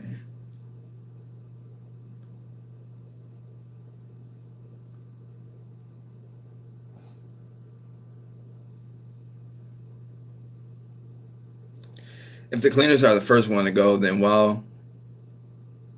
why people call it recession? Let me see, anti-recession business. Uh, here's the thing about that. Here's the thing about that. People call the cleaning business recession free, right? Free of recession. And the reason that they say it's recession free is because as long as businesses are operating, there will always be businesses that need to be clean, right? You got foot traffic, you got this and that, right? People throw trash on the floor, trash in the can, the waste need to be changed and all of that. So that's why they call it recession free. But that does not mean that. What's my email? Bookfabiohart@gmail.com. BOOK, F like Frank, A like Apple, B like boy, IOHART@gmail.com. Bookfabiohart@gmail.com. Okay, I'm going to send it now. Okay, I have my phone right here. I'll actually take a look at it when it comes through. If my assistant respond to you, because my email is plugged to my phone and her phone, so she get it too. So, but I'll be looking for it when it comes. If she respond to it, then uh, whatever. But that's why they call it recession free, because in our business you always need your building clean, right? But that doesn't mean that you'll never get slashed, you'll never get cut, right? Because from what I see, a lot of times, if it's not the security firm that they have on staff, then it's generally the commercial clean when they get the cutting costs. It's either one or two things. They would cut you out, or they would try to renegotiate the agreement that they have with you. They'll cut you out, or they'll try to renegotiate the agreement that they have with you, because they probably feel like they're paying too much for the service. So if you're willing to take a loss, right, to take a loss, then you may still stay on. But if you're not willing to take a loss, then they'll let you go. So that's why they, what would you say the easiest account to get is? Uh, the easiest accounts, like I said earlier, I feel like medical facility, to me, those are the best and some of the easiest ones to get into. I do like chiropractors. They're pretty easy to get into. Um, what else I like? I like insurance companies. Um, I like apartment complexes. For me, I find them to be relatively easy to get into, or property management companies. Okay, so you can like property management companies. You can make a lot of money with property management companies because you can actually do uh, move in, move out situations. There's a lot of different things that come with just cleaning a property management company office, right? You can make a lot of money with property management companies. Uh, Dentist office, I like chiropractors offices, medical facilities, and like law firms, professional buildings, professional facilities like that. I think those are some of the easiest ones to get into. I think if you keep it smaller to medium size, a lot of times you won't even have a bid. In other words, you're not going up against anybody. More like if you were going to, like if you were going towards some type of like bank, like Bank of America. Well, it's a lot of people that want Bank of America, right? So you're going to be bidding up against somebody. When you just going into just a office and nobody even stepped into, and you're the only person, you got a better chance of negotiating that. Thank you for sharing that. It helps a lot. Not a problem. You got a better chance of negotiating the price because you're not up against anybody else, right? It's just you. So if your rates is a little too high, they say, well, you know what? I was kind of looking to pay this. You can kind of wing and deal with them, right? So, but when you're up against somebody, they'll hit you with the, well, we got, five other offers on the table. We're going to look at all the offers, give you a call back, or whatever the case is, right? So you'll run up against that. Now, don't get me wrong. I'm not saying just because it's a small or medium sized building that you would never run up against anybody else, any other numbers, right? But from what I see and what I find, a lot of times me just walk into a facility, a lot of times they don't have a cleaner, or if they do have a cleaner, they're not happy with that cleaner, so they're looking to switch anyway. And B, I don't have any bid per se. Like I'm giving an estimate, but I don't necessarily have a bid. Bid is you're going up against people, right? You bid for the car, you at the auction, you're bidding, right? You're going up against other people, right? So when I give my estimate, a lot of times I could come down on the price. I might go up on whatever the case is, right? I could work a deal. I can say, hey, for this price, I'll do X, Y, and Z for you, right? So that's why I kind of like those smaller to medium sized buildings. Those once a week accounts, twice a week accounts, and three times a week accounts. Okay. The only thing is that when you get those type of accounts in the beginning, it seems like you're not making a lot of money, right? Because it might be a couple $100 for the cleaning,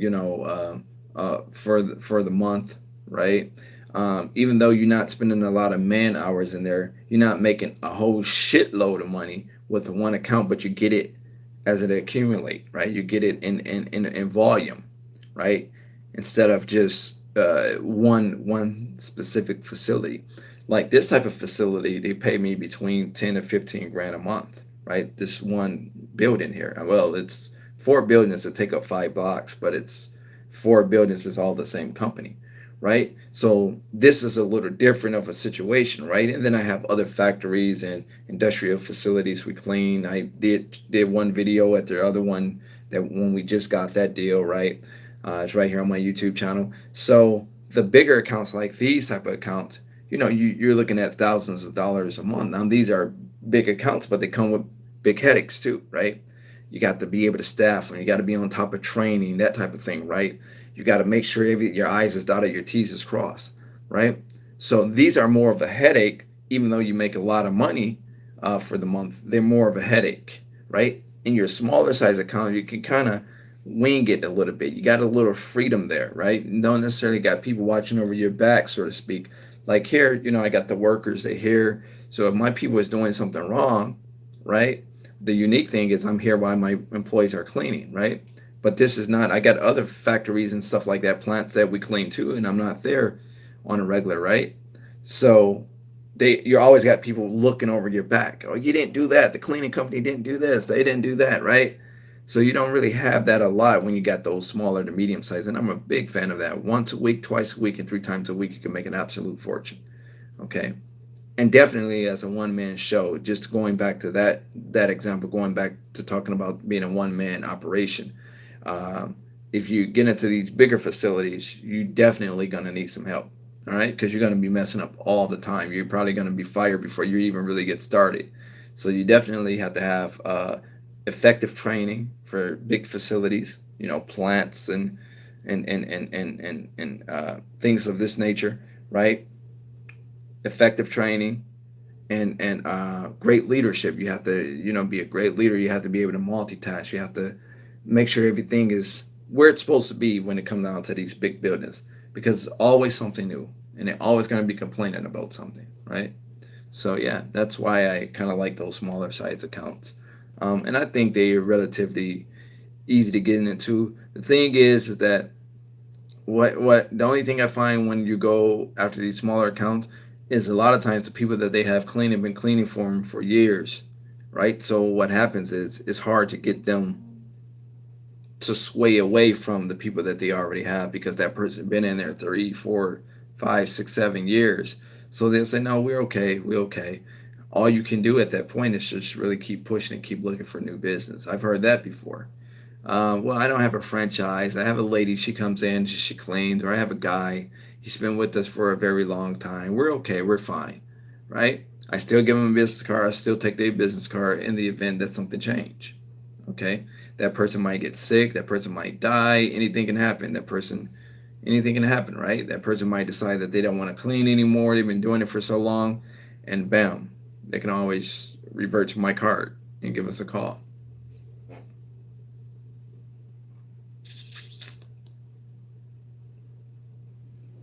You guys got any more questions? I'm about to bring it home in a minute. It's about 12:23 my time. You guys have any more questions? Like I said, I really wanted to jump on here and talk about running a one-man operation. It definitely can be done, like I said early on.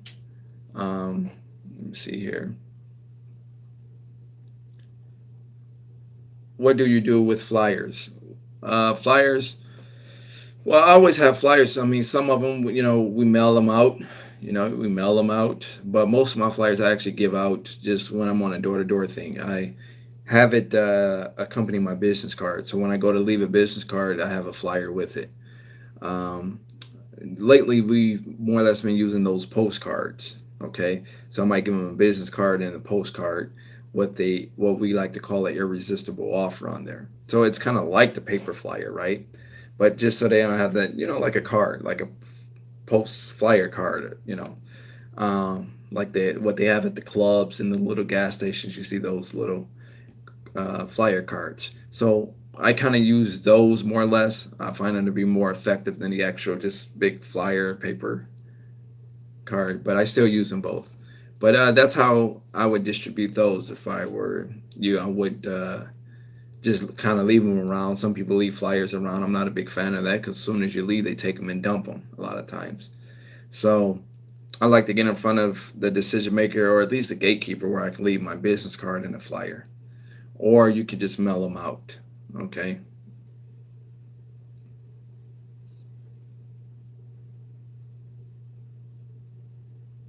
Do you give it to the manager or just put it in? No. I make sure that mail. How you do that? Well, whatever, like your list you're working from, right? So for an example, if you, let's say, did some cold calling, and you haven't heard back from them, or you just kind of wanted to follow up with them, you can always send them a flyer out, like maybe 2 weeks after, week and a half after that you even spoke to them. Send them a flyer out with what I like to call an irresistible offer, and you can follow up behind that. But if they're not interested and they told you that they're not interested, then I will hold off. Don't keep trying to sell them after they told you that they're not interested. But you can use that as a way to warm up that lead. Okay, take it from a cold lead to a warm lead. Okay.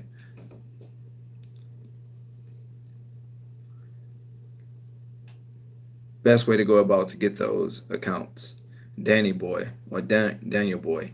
Uh, which accounts are you talking about? I'm not sure exactly which ones you're talking about. Are you talking about the plant accounts, the big accounts, or are you talking about the those smaller to medium sized accounts I was talking about?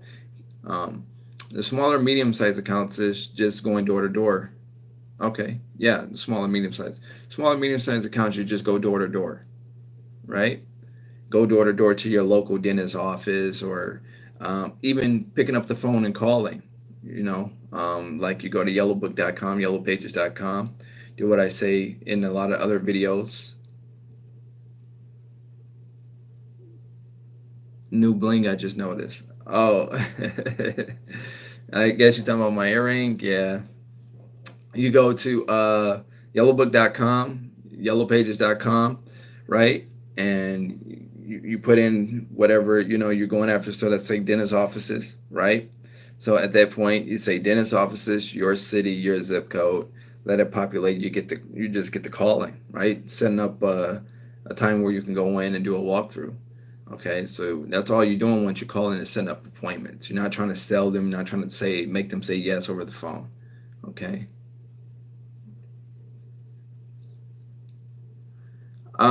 It's the message. With the irresistible offer, it's the message. It's what you actually say on the.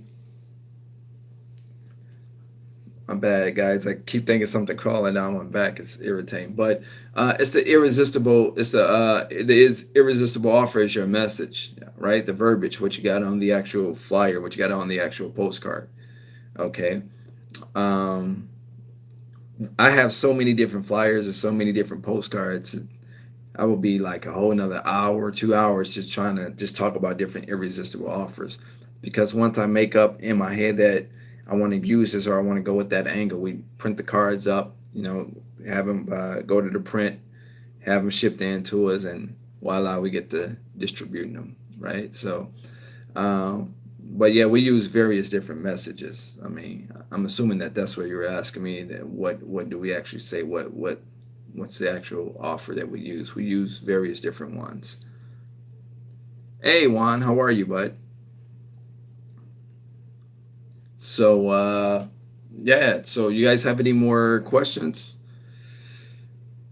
And if you guys have any questions about any contracts, any lead generation, any coaching, anything, right? Whatever. Just continue to have it come through to bookfabiohart@gmail.com. That's BOOKF like Frank, A like Apple, B like boy, IOHART @gmail.com. Do I think Facebook helped? Facebook, now I love Facebook sponsor ads for residential side. My business, we do window cleaning, commercial cleaning, residential cleaning. So we do use Facebook sponsor ads or Facebook ads, right, to pick up house cleaning jobs. I don't find it to work too well for a commercial side of things, right, for the commercial side. But I do build a lot of traction, right? I wouldn't necessarily say we close a whole hell of a lot, but I do build a lot of traction. The phones actually get to ringing with those sponsor ads or those Facebook ads on Facebook. So I'm a big fan of those. I do think that they work. And, if you could get two of those deals a month, right? Just being on a very low side of things, if you can get two of those deals a month, then I think you'll be hitting something by the end of the year, right?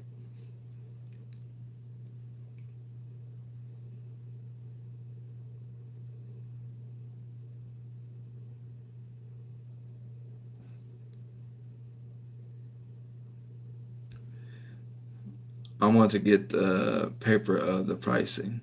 Oh, okay. You want the estimate breakdown? Okay, yeah. Just email us, Ozzy. We'll give you a deal on it. You ordered from us before, so you still got that form. You give the prices. Yeah, yeah. That's the estimate. That's the estimate breakdown. Yep. Yeah, we'll give you a good deal on it. You purchased from us before. We want to give you the price that we normally charge for that. Just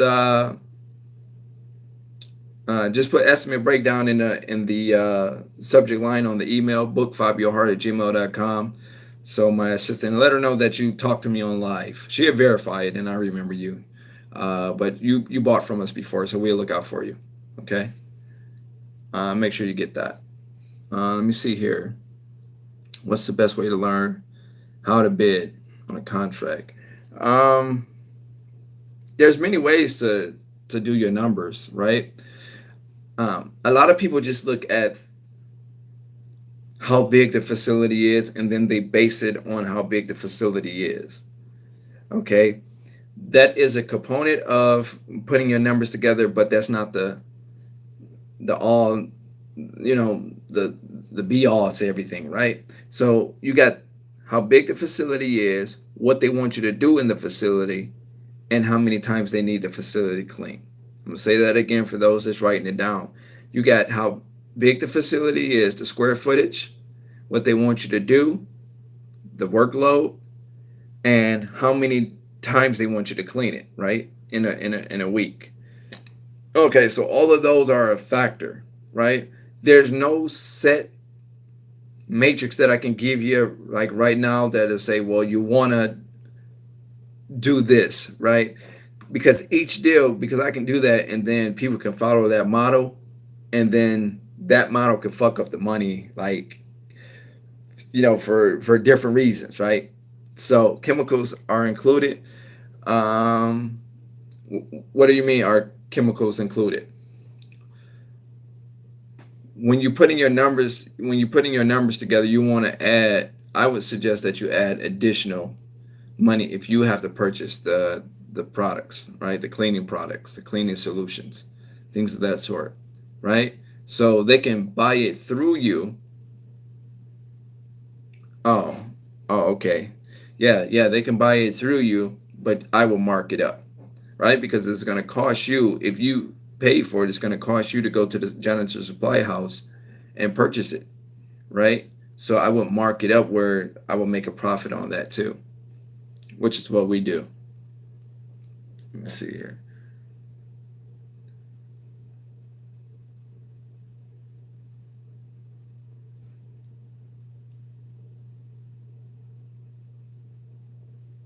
Yeah, yeah. I would charge for. Well, you can set that price up.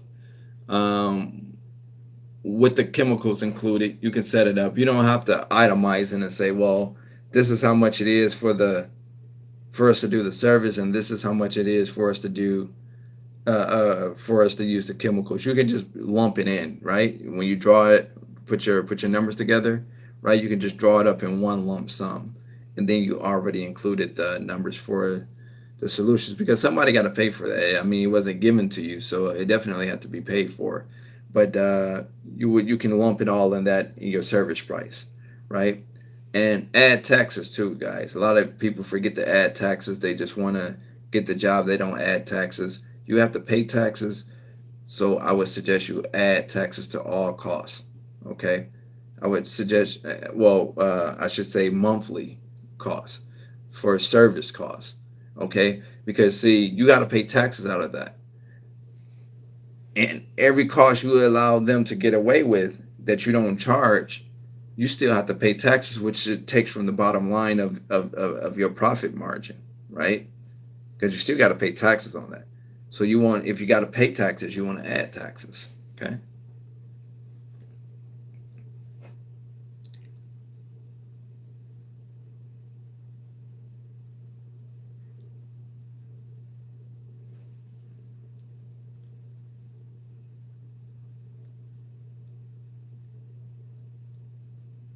Where do I get? You say where do I get per?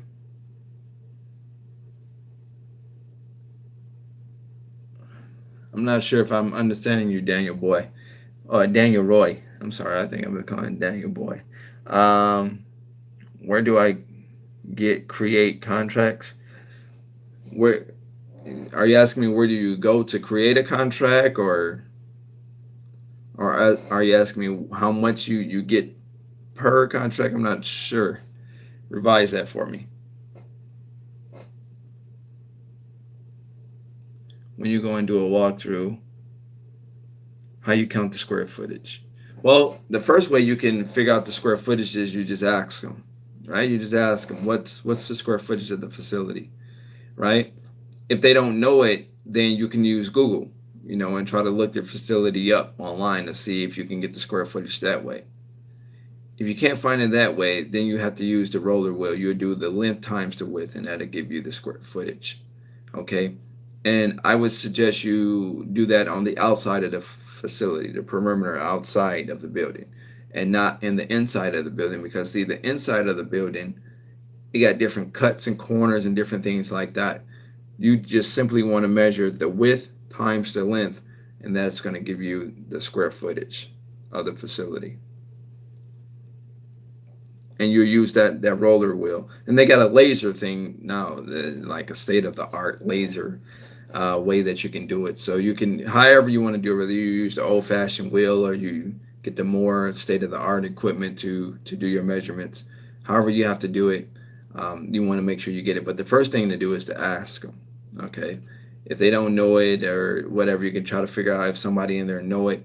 If whatever the case is, they don't know it, you can hit Google.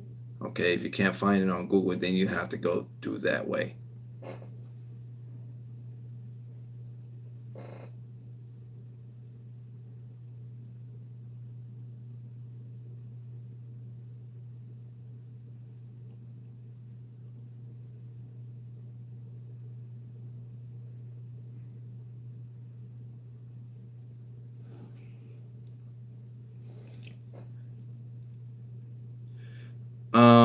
Daniel, are you asking me the legal piece of paper? Are you asking me where do you get the agreement from, or are you asking about my agreement, or are you just asking me where would you get an agreement from? I'm not sure what you're asking me.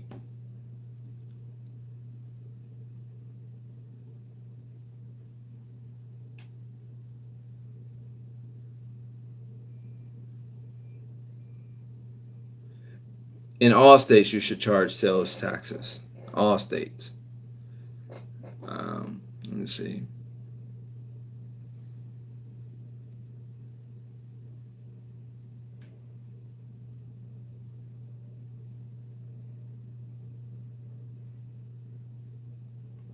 Yeah, the system that I ordered from which he's still my mentor today. I haven't spoke to him in a very long time. I used to speak to him more over the years when I first started out. Now when I speak to him, it's more of a checking on him and his family, that type of thing. How you guys doing? Because I learned so much from the guy. But the course that I purchased early on, it gave me like A to Z. A dummy can do this thing. Um, like I read it, and the stuff was short but very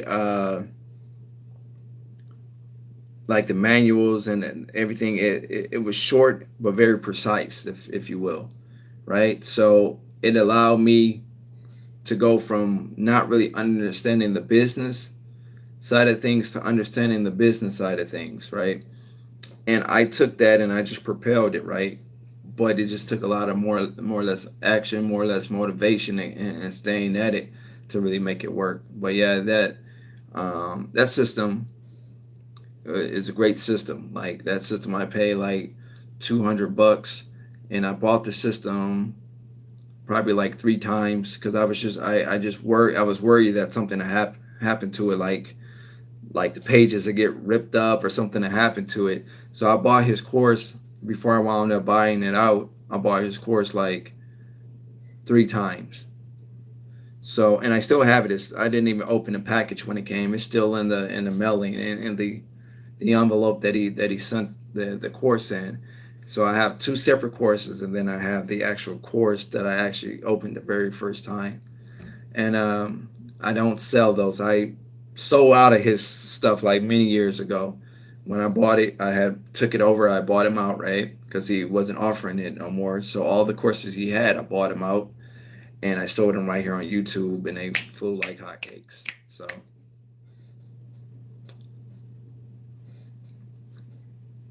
yeah, the contract.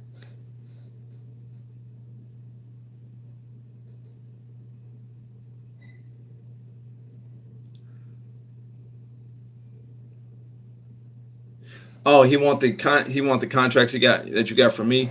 Yeah. Even I. Thanks, Ozzy. Um, pretty good, well-to-do contract. Ozzy, he bought the contract from me. I would suggest that Ozzy would think that it's a pretty good contract, pretty good agreement.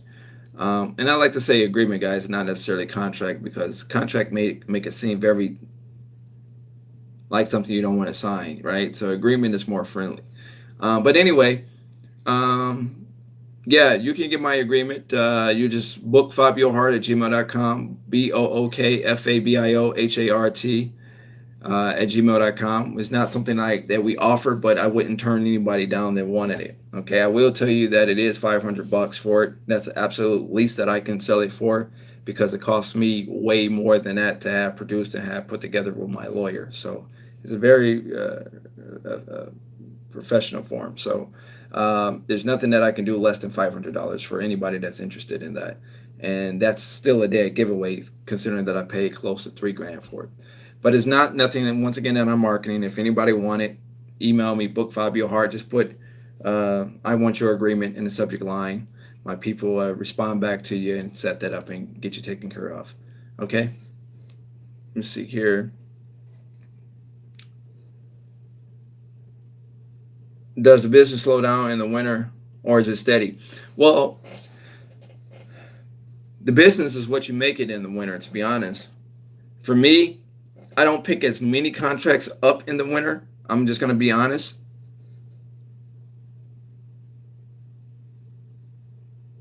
Yeah, I spoke to a lawyer, and it's 1,500 only for either a piece of paper, and easily $3,000. No lie. Yeah. Most people, it could be, you know, it just depend on what lawyer you go through, who your lawyer is. So it'll cost you a few grand to, get a real, very precise document put together. So, but anyway, yeah. Let me go back to this question here. Business slowdown in the winter. For the most part, my business, it's steady, right? I like to pick up. I pick up mostly more of my contracts in the spring, summer months, and then as it goes to fall, it goes to winter, we stay consistent, right? I might get maybe one, two, maybe three here and there during the course of the winter, but I actually really clean up in the summer months, right? Because I'm more active. I'm out there more. Now, my marketing don't slow down. It's just for whatever reason, I'm sorry, that they're just not hiring, or they're not looking for any cleaners in the wintertime, or whatever the case is. Okay, but that don't mean you won't get any quotes, or won't put any bids in, or won't do any proposals. I still tell people to run it like a presidential campaign. Still be marketing, still be marketing, still be marketing year round consistently.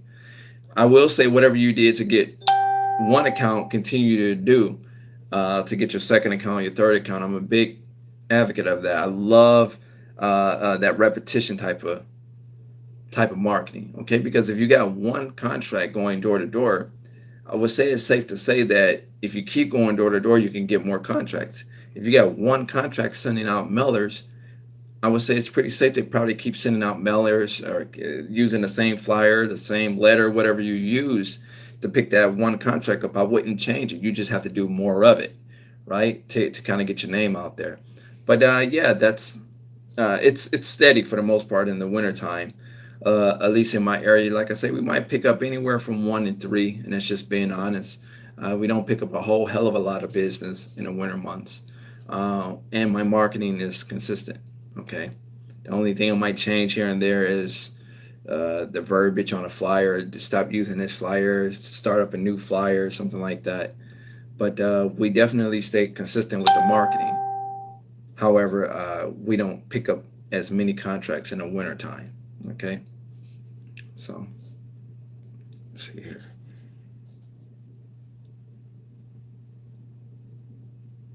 Did it help you any to post ads in paper? You know what? People don't post ads anymore, and I'm all for it. I think you should, because a lot of entrepreneurs still read magazines, especially like the business magazines or your local magazines. A lot of entrepreneurs read business magazines, right? And they do look at those classified sections.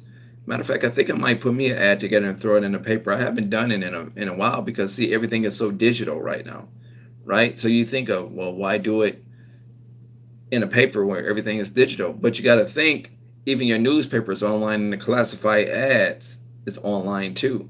So for those people that go to whatever paper in your area, right, and read their news online, whether they got the physical paper or whether they read it online, they still going to browse through the classified section online and still see your ad there. So you're paying for the eyes, the views, right? Opposed to like people that buy the personal paper, they still bought that paper, and you're paying for those eyes. So I think, do you think it's okay to door without any pre-introduction or pre-introduce? Yeah. Do you think it's okay to go door to door without any? Yeah, there's nothing wrong with that because you got to establish contact somehow. So if you spending your day going door to door, unless you didn't sent them a mailer before, unless you didn't call them before, right before you went to door, that's going to be your first contact to them. So I don't think you necessarily have to uh, pre-introduce yourself per se. Now, if you're following up, if you sent a letter out or you sent a flyer out, a postcard out, and you wanted to follow up, you say, hey, uh, Dr. Smith, I was just in the area. We sent you out a flyer about a week ago. I just wanted to stop by. I was in the area. I just wanted to stop by it. Number one, to make sure you got it. Number two, to see what you thought about it or see if you had a commercial cleaner at this time. You can establish a relationship at that point. But if that's the way that you want to do it, like I say, I'm not the cleaning god, right? I'm not this big guru, right? So I don't want to say just because I haven't did that too often that it won't work. You might say, you know what, Fabio hasn't tried that, and I don't recall him really talk too much about trying to like doing it the reverse way. So maybe I'm gonna establish contact through mail or by phone, and then I'll follow it up with the personal visit. If you want to do it that way, you can. Just if they tell you no over the phone, by the way, don't pop up, right? And say, hey, I'm such and such with such and such a company, and then you just called them last week because the answer is going to be, they're going to be like, yeah, we talked to you, right? It's still no, right? So that's the only thing about that. With the flyer or postcard, they may not contact you back. They may not call you or whatever, so you wouldn't know until you stop in to see, what they felt about your flyer, if they received it, if they was interested. Maybe between that time and the time you stop in, they may have been thrown in away. They might say, well, I'm not even sure if we even received it. They probably have, but it's probably got shuffled up in some paperwork or they probably tossed it, right? So you can follow up. But like I say, you still got to pay for postage, right? You still got to, send it out, take it to the postal service or drop it in the mailbox, whatever the case is. So I'm just off for just going door to door and establish contact, okay? Just go door to door, establish contact. You're going to meet the gatekeeper, and hopefully dealing with him or her, the gatekeeper, and help you get in position to deal with the contact person, the decision maker, the person that's going to make the decisions, okay? Let's see here.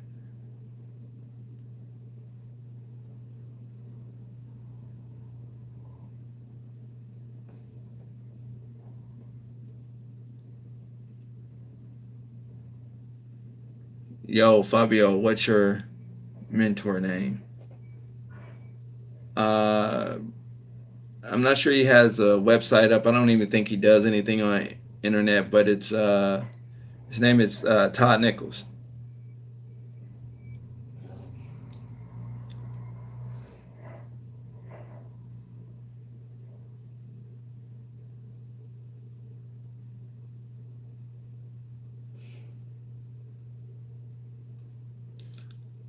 I heard many say just don't show up, but I've seen many do it before. So yeah, yeah. I mean, you can try it, dude, and just always email me. Let me know how it turned out for you. You can try it. If that's what you're doing, as your way of marketing, getting the name out there is going door to door for the entire day. Unless you're just gonna say, you know what, I'm not gonna go to this building today. I'm gonna just go ahead and send them a letter first, or I'm gonna call them first, and then I'll show up. Again, I'm like I say, I'm not the cleaning god or the cleaning guru, so I don't know everything. The information I share with you guys is just stuff that works for me and stuff that I've seen work for other cleaning entrepreneurs like myself, or stories that other people have shared with me. So, uh, TODD Nichols, NICHOLS.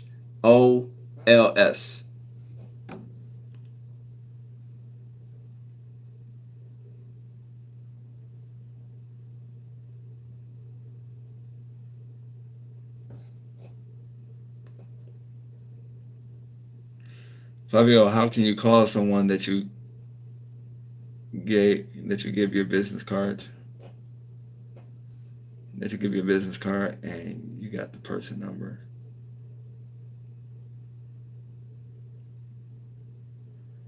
Is it and you Fabio, how can you call someone that you give your business card and you got the personal number?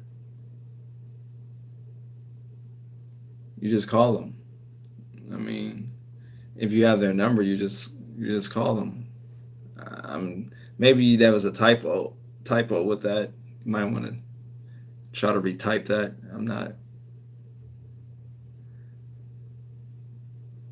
I'm not sure what you're asking. Maybe I don't know. Maybe it's a typo or something. But if they have your business card and you already have their number, how can you call them? You just call them.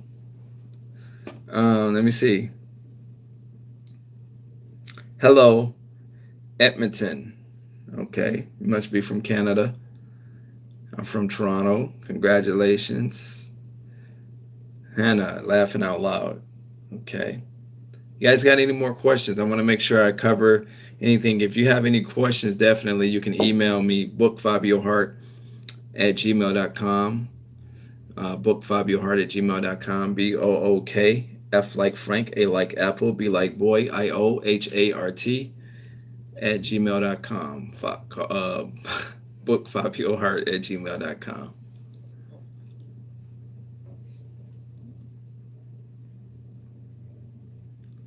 Good vacuums. I'm gonna tell you, I don't go by what's good or bad or otherwise. I will tell you what works for me, and I like that. I like that Dirt Devil, and I think it's about $60. That Dirt Devil, I love that Dirt Devil. Now it might sound really loud, right? But with headphones on, I can drown it out. It's lightweight, Dirt Devil. I'm a big fan of that one. That's what I use. I keep it basic. You got the little holes on it for you to get the creaks in the corners and the baseboards. Some people tell you get a backpack vac. Some people tell you to get the super duper this and that, right? I'm simple. You heard me? I'm simple. Um, no, I don't spend a lot because see, here's the thing. No one knows what you use because it's just you in the evening time. It's evening time cleaning. It's part time or full time cleaning, however you look at it, right? They don't necessarily care what equipment you use per se. If you come in and you have a Dirt Devil, they're not gonna say, "Oh no, we have to fire you already. You have a Dirt Devil." Like they're not going to do that, right? Now, if you pride yourself on the best top-notch equipment and that's what you pride yourself on, by all means, go for what you know. Go for it. If you pride yourself on that, right? I wouldn't tell you to, if you want to look like the guy on the commercials that got the backpack and got the little holes and go for it. But me, I'm not saying got to be cheap, but you don't have to have a top of the line vacuum to do the same thing a $60 vac could do, right? Because the only difference between the two is one might have more attachments to it than the other, or you're paying for a specific name, right? but they both going to do the same thing. Let me see.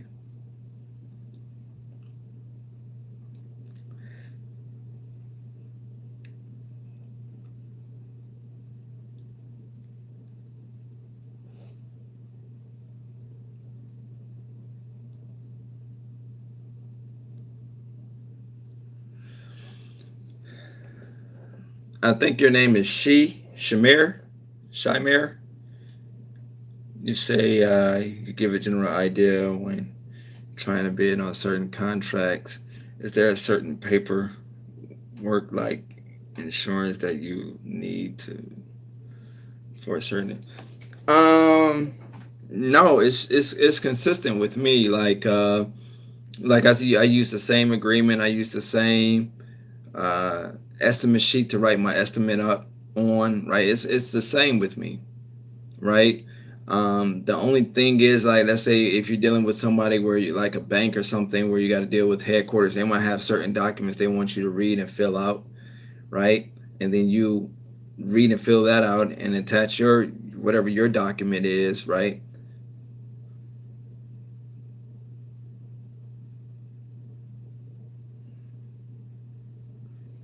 1 second, BP, I got you. 1 second, Ozzy. Okay, yeah, you could use it for marketing. Yeah, yeah, you could use it for marketing.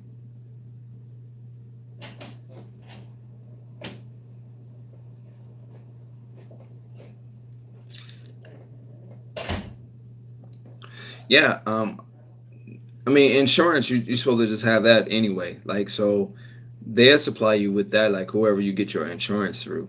So if they say, well, we need to see your insurance, whatever, we need a copy of your insurance, whatever, you just supply that with your agreement, right?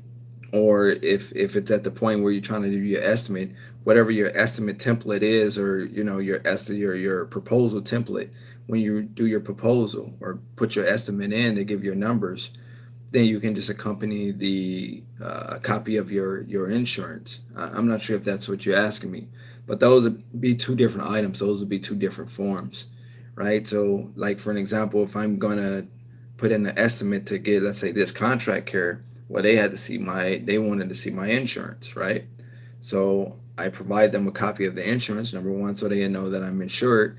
Number two, I use the same paperwork for this company that I did for any smaller size company, right? So it was nothing for this company that I had to fill out or that I had to sign or any documents. It was all my paperwork, right? So let me see here.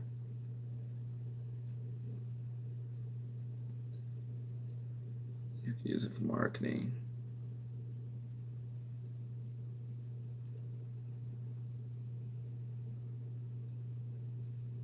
Yeah, I like the Daredevil too. I can't remember, but did you say you use bandit signs? Yeah, bandit signs is another good one. That's just a way to mix up your marketing campaign. That's just a way to mix up your marketing campaign. You use the bandit signs. That's just another marketing method you can use. Do you think 1 million general liability is good? Yeah, that's reasonable. It's not as much as people think it is. All you have to do is shop just like you shop for a car, right? If you got five different dealerships, you're looking for the new model Taurus or whatever. You're gonna probably get five different prices. They probably five different dealerships going to charge you five. It's going to be five different prices. So just like how you're shopping for a car, you say, well, I want this Taurus, but you're going to go with the one that give it to you for the lowest dollar amount, right? For the lowest price. So it's the same way with the insurance. You just shop, make a note of how much they're going to charge you for $1 million policy versus how much they're going to charge you for $1 million policy versus how much they're going to charge you for $1 million policy, right? And it don't necessarily have to be $1 million. I know people tell you have to have a million. You don't have to have $1 million policy. You don't, right? I would say have a good policy, but you don't have to have $1 million policy. Now, some people won't even cut a policy less than $1 million. Now, you do have those type of people, right? So it got to be a million and plus. Then you can just still shop around because there are people that will cut a policy less than $1 million. Okay, so it's not a must. Trust me, it's not a must.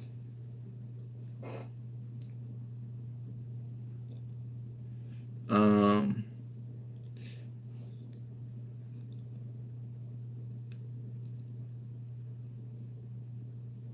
you missed my how can you reach a lot of business at one question?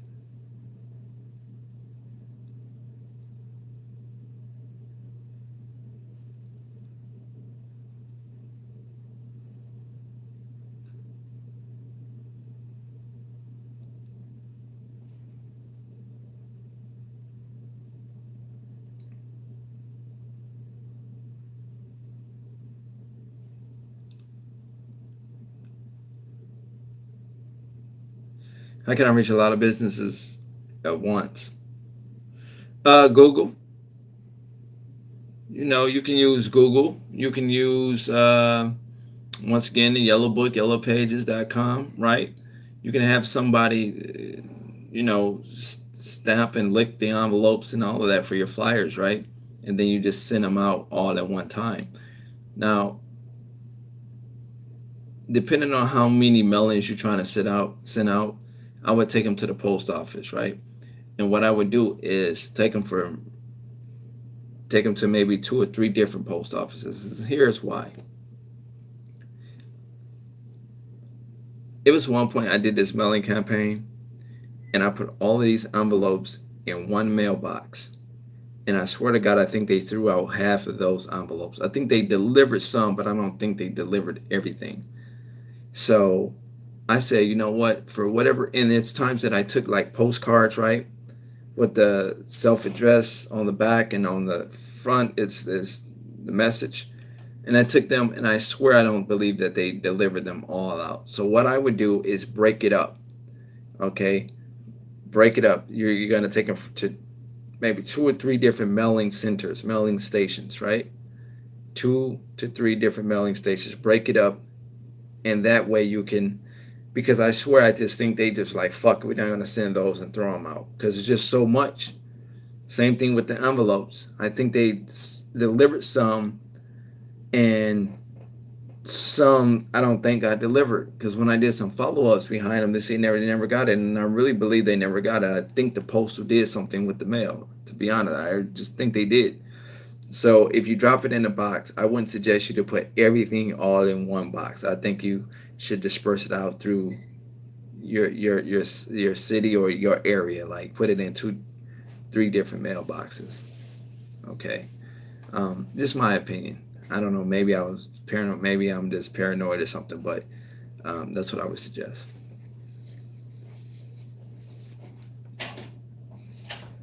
Let's see.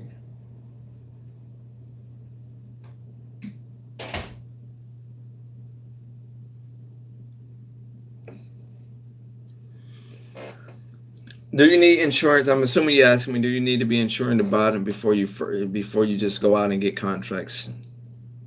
I would suggest that you do, but if you don't have the money to do it, I don't think that is a must. Okay, okay. I would suggest that you do, but if you don't have the money at the beginning, I don't think it's a must. And here's why I say that: because for at least 6 months of my business, I didn't have insurance. And I was the only one cleaning, so I wasn't worried about no liability or nothing messing up, because it was just me, right? So I didn't have it. Now, I'm not telling you or suggesting that just because I did it, that you do it. If you can afford it, go ahead and do it. It's just I couldn't afford it at the time. So it was a big. So the money that came in over that time frame, I took that money and went on and invested into my insurance. Okay.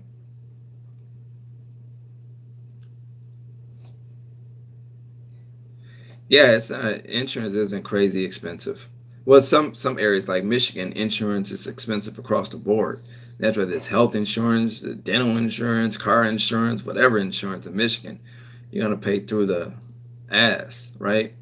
But generally speaking, if you shop, it kind of compare and contrast prices, you'll be able to find a good policy for a great uh, premium.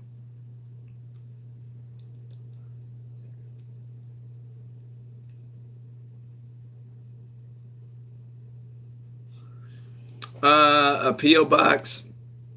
No, I never used it where it says PO box such and such and such and such, but I have used what they call a mailbox and etc.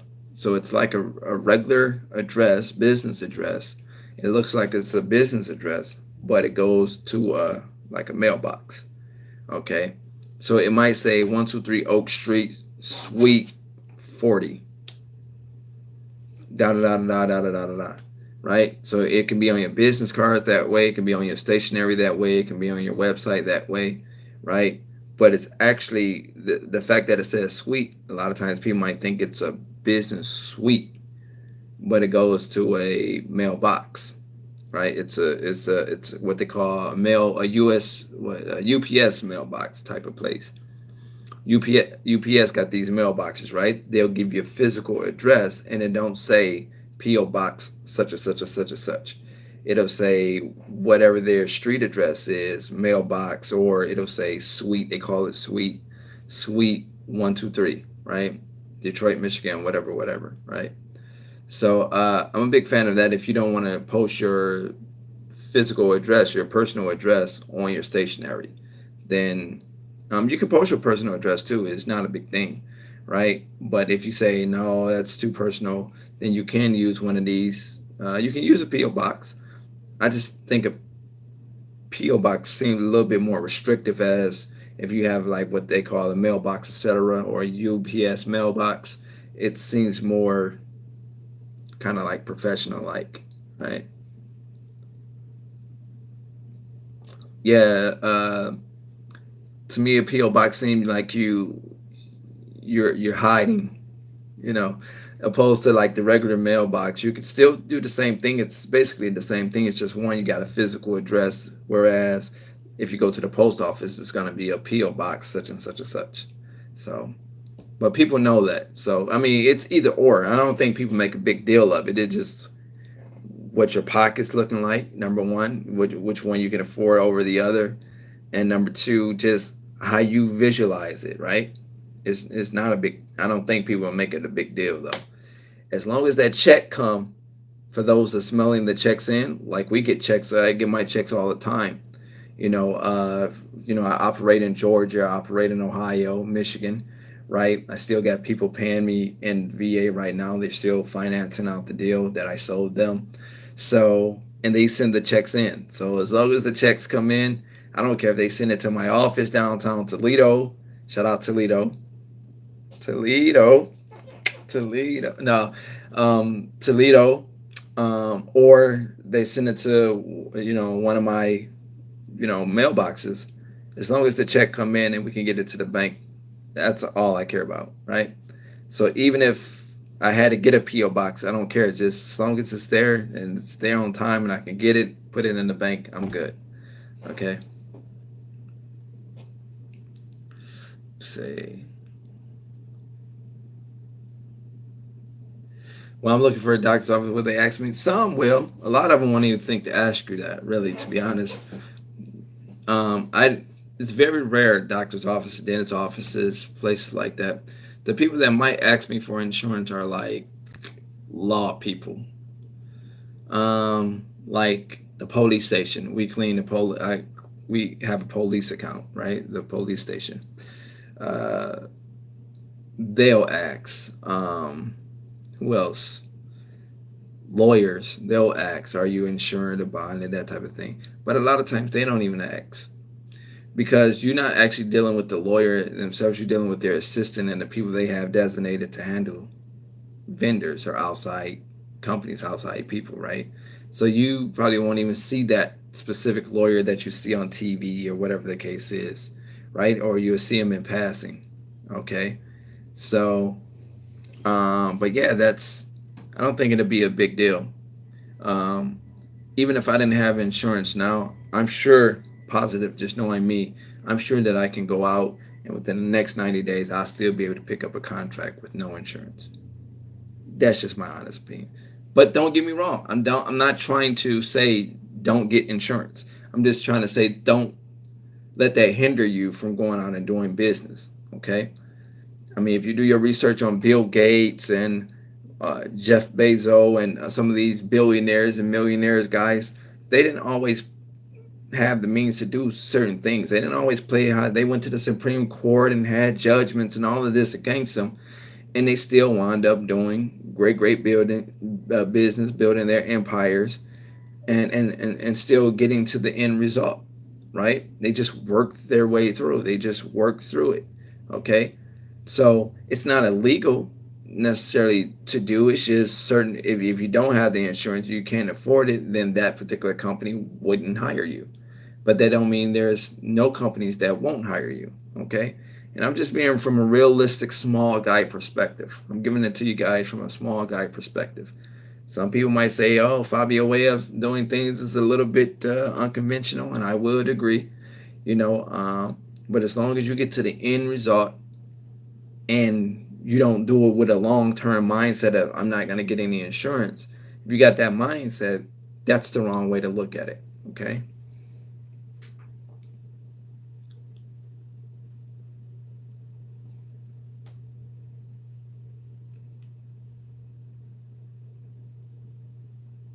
Yep. Do what you can with what you got. Yep. That's the best way to put it, Daniel. The best way to put it, dude. Do what you can with what you got. Okay. Don't stress yourself over the fact that you didn't do this, you didn't do that.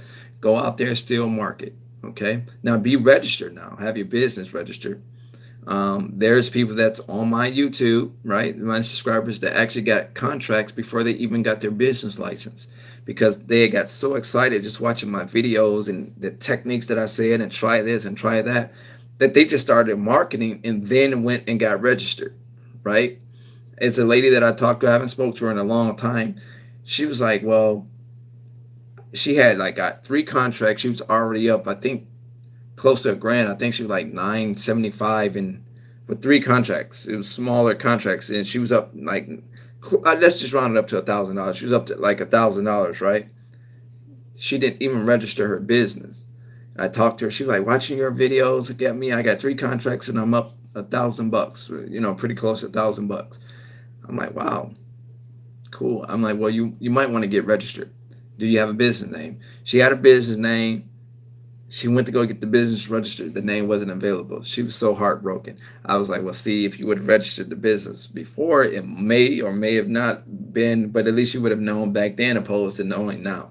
So eventually she registered her business. She had to use another name or kind of play around with her name, but she got registered. So again, so don't let nobody talk you out of this, guys. Don't let nobody tell you can't do it, and here's why. Don't let nobody say, well, you got to do this. All I'm saying is if you don't have insurance in the beginning because the money is a factor, you can't afford it, whatever the case is, don't let that hinder you from starting business as a whole, right? And I just shared the story with one of my subscribers that didn't even have the business license. She didn't have an EIN number. It was just her, right? And she went door to door, got excited, watching my videos, went door to door, and got 3 contracts that that equaled out or equate to pretty close to a grand, right? So she was already making a grand before she was even registered on paper. Okay, so again, I'm not saying this to suggest that you guys do this. I'm just saying that don't let anything hinder you from starting this business. It's a lot of money that could be made in this business everywhere USA or and even outside. I get calls and emails from South Africa and Australia and England. Talked to one of my subscribers from England. He wanted to know does it work kind of the same? Well, the laws are different, but he wanted to know that is the process about the same. I'm say yeah, it's about the same, right? You go door to door, you do the same thing. You just make sure you abide by the UK laws and what goes on over in that area, which I don't know those laws, but you do the research, you abide by those laws, but the process would be about the same, right? The marketing be about the same. We can still do marketing, postcards, flyers, the door to door phone calls, right? So it's the business is wide open. Do you have any knowledge about running a business that is not registered? but ran as a private business. Yes, yes. Um, that is technical, and that's per state. That's per state, right? So, for an example, um, if you privately held, you can have it. Let me make sure I read this right.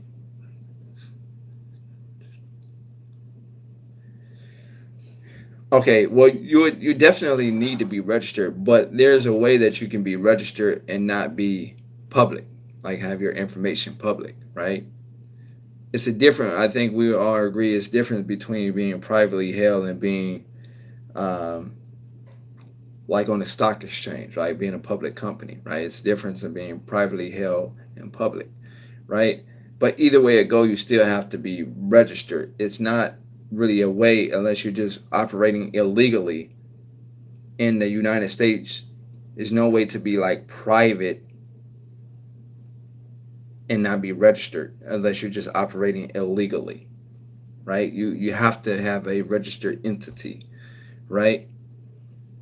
So that's really whether it's a sole proprietor, whether it's a partnership, whether it's a LLC,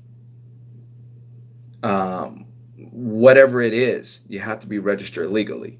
Okay, in this country and in Canada, I know that for sure.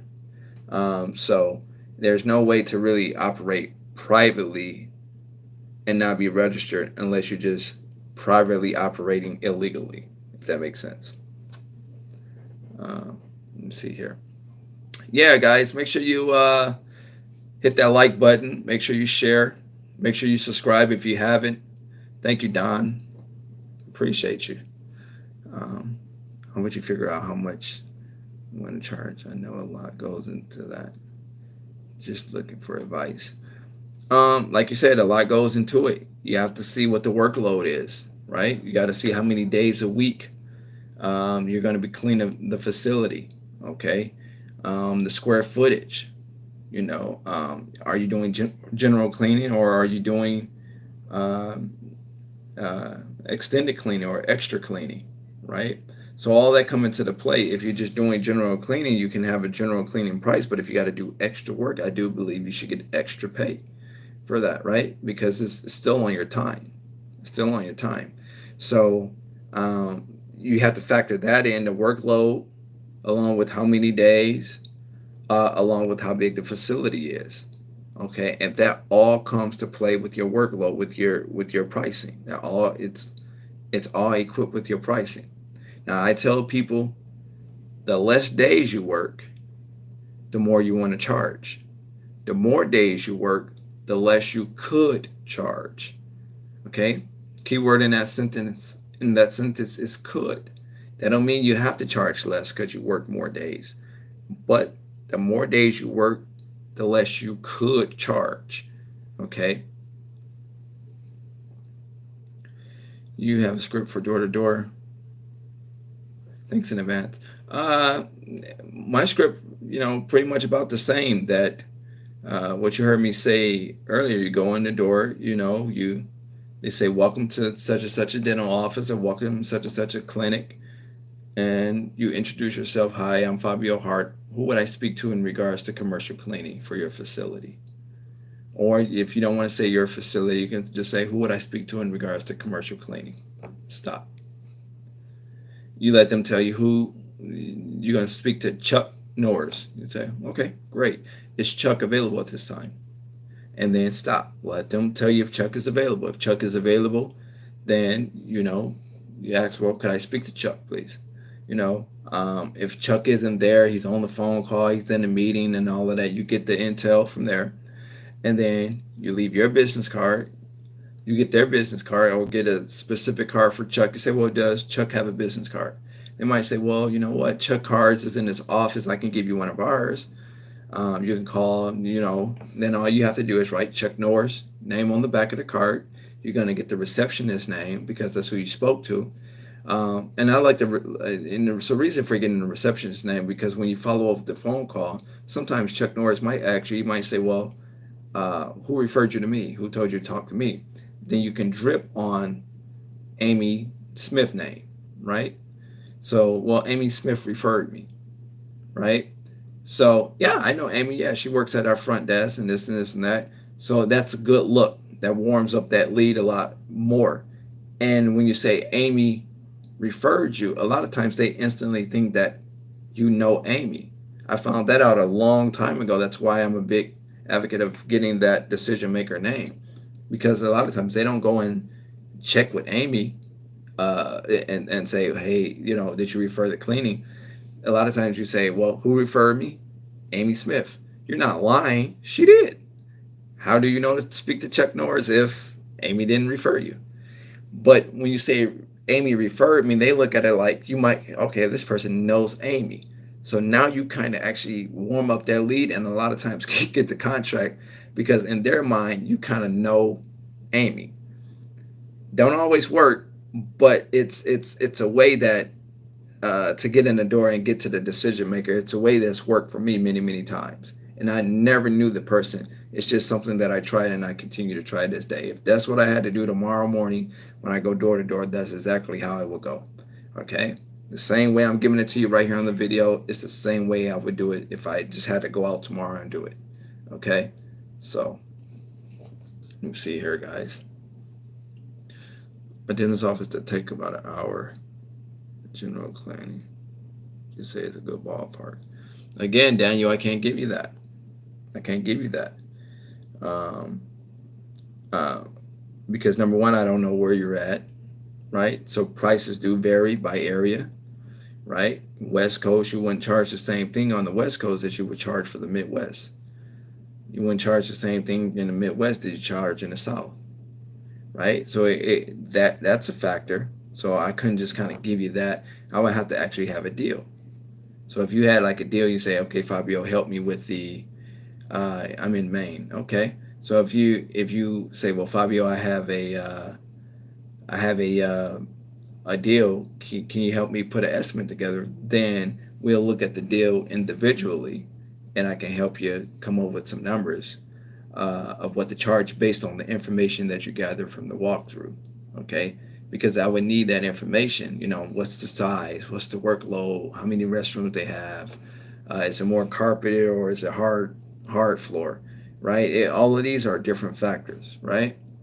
So is it a kitchen area? Is it a waiting area? Like what type of facility it is, right? So all of these, how many times a week they want you to clean it, right? Like what's the detail of the cleaning? So this will be the information that you will give me where I can help you put your numbers together, which I've done for many, many people across my YouTube channel. Like a lot of my subscribers, I've actually helped them close deals by them just feeding me information that they gathered on a walkthrough, and I was able to help them come up with numbers. So without misleading you and giving you the wrong information, I wouldn't want to just, based on that example, I wouldn't want to just throw a number out there because it's a lot to it's more that goes into it than just the actual building size. That makes sense. Um, do you think this business is recession proof, or will it at least hold up? Yeah, this business has treated me very, very well.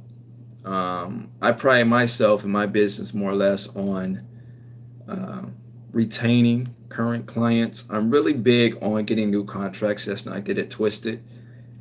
But I pay attention to the clients that I already have and that I've been able to build a relationship with over the years. Okay. If you want to have last longing, you want to have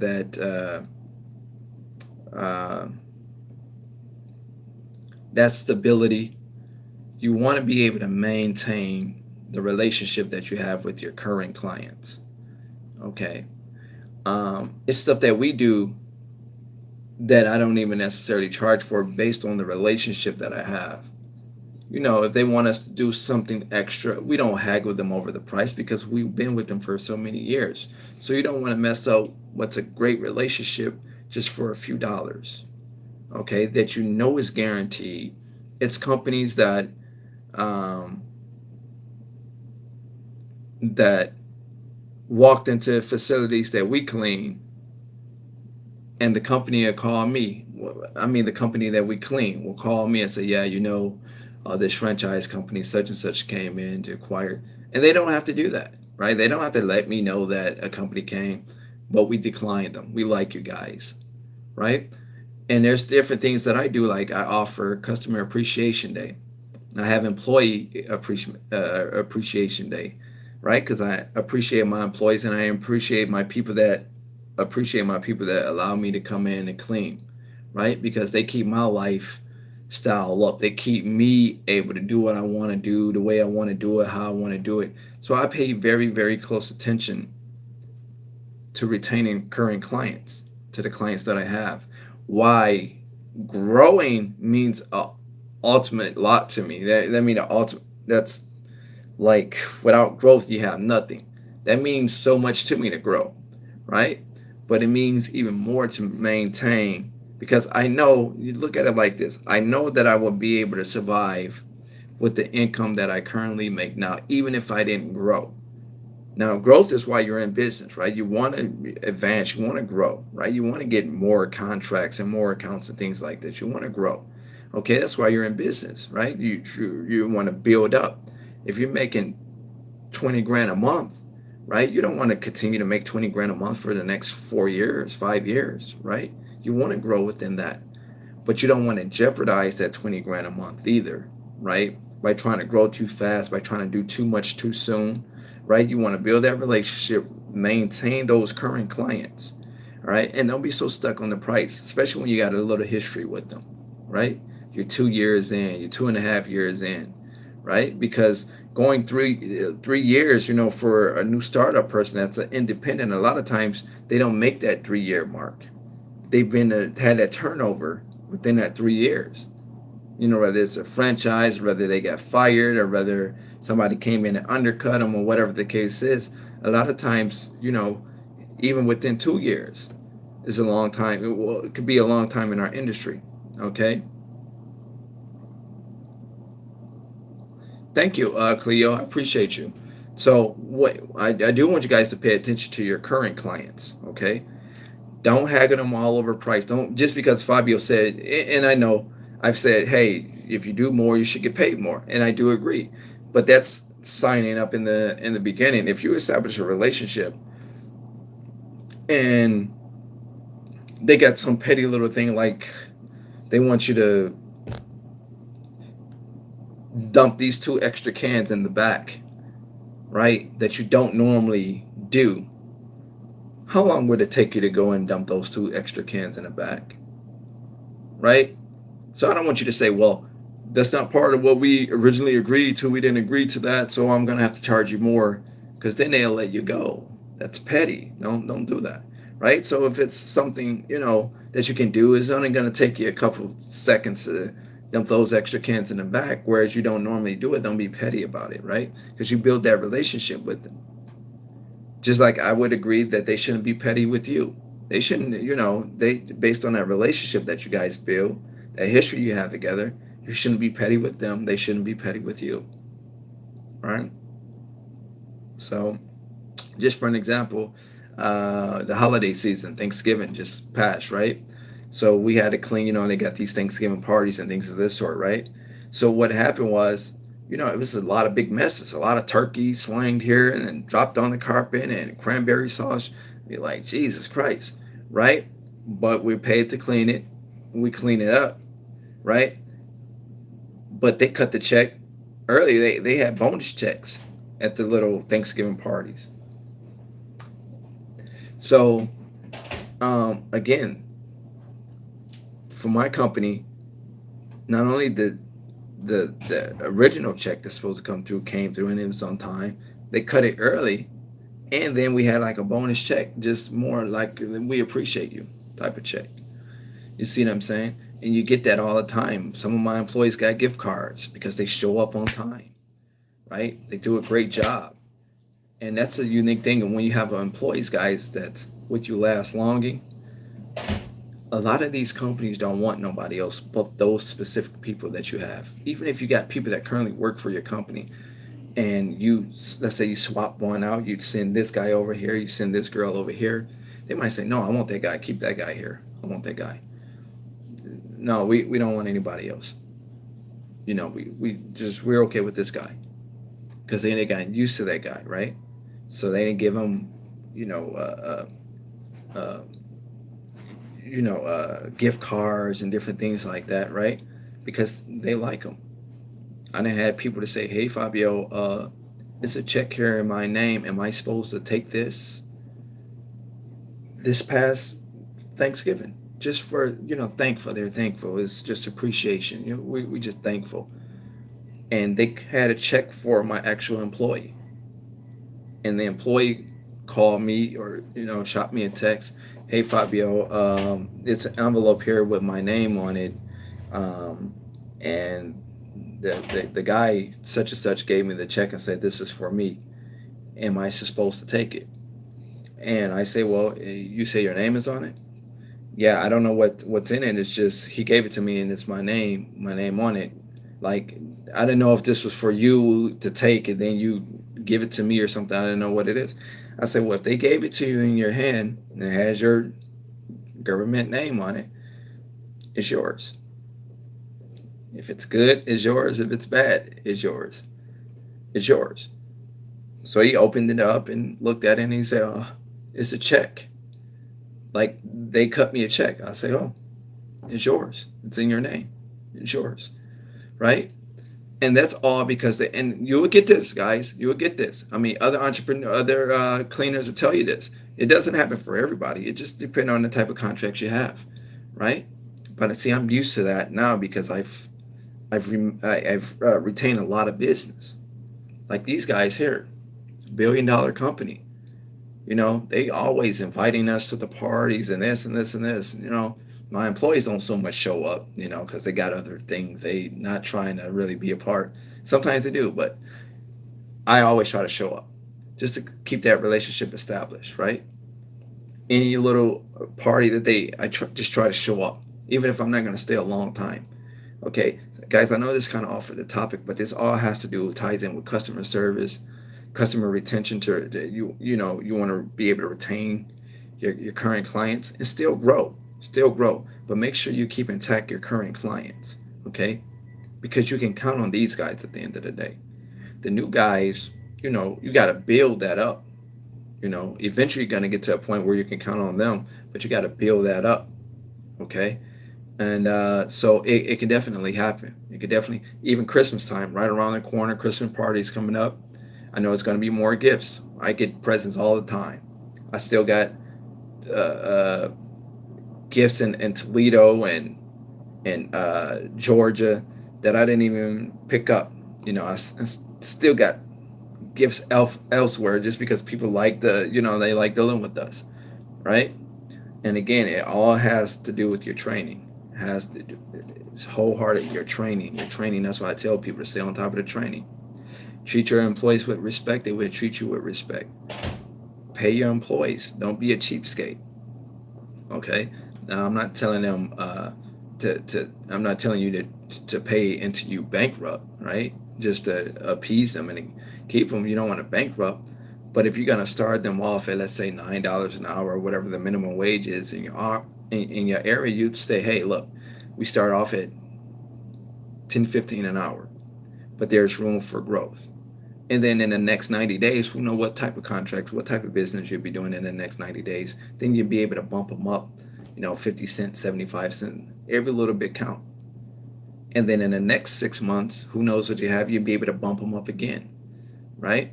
And then you can kind of bump them up as you grow, right? Because you have to think about it. Most of the people that work for you even with you, when you go to work, you're money motivated. You're going for the money. You're exchanging your time for money. You're money motivated. And then let's say some jobs they might say, hey, no overtime here. We don't do overtime here. And then there's some jobs, as soon as they open up the overtime pool, you be the first to put your name on the thing. You're like, fuck that, man. I need the money, dude. Like, I'm about to sign up for this overtime. We very rarely get it. So now that we get it, I'm about to sign up for it. Why did you sign up for the overtime? Right? Because you wanted the money. You wanted more money, right? And you typically don't get the overtime. So again, people are money motivated. So with me, like I said on many other videos, I offer, even with my customer appreciation, I might give them gift cards. I might give them tickets to the Pistons game, tickets to the Detroit Lions game, right? Tickets. I know last year they had summer jams, like Cardi B and then these people. So, and I all have all girls that work for me, all women that work for me, right? So I get the tickets. I got a relationship with the radio station in my area, so I'm able to get those type of tickets. And I went myself, kept one for myself, but I gave them out to the top performers, right? The people that didn't call off, the people that didn't do this, the people I don't have any problems with. So when people that work for me find out that these people went, they want to know, well, why didn't we get the tickets? We say, well, it was agreed upon that the best performing work people. So what that does is the people that wasn't performing at the highest level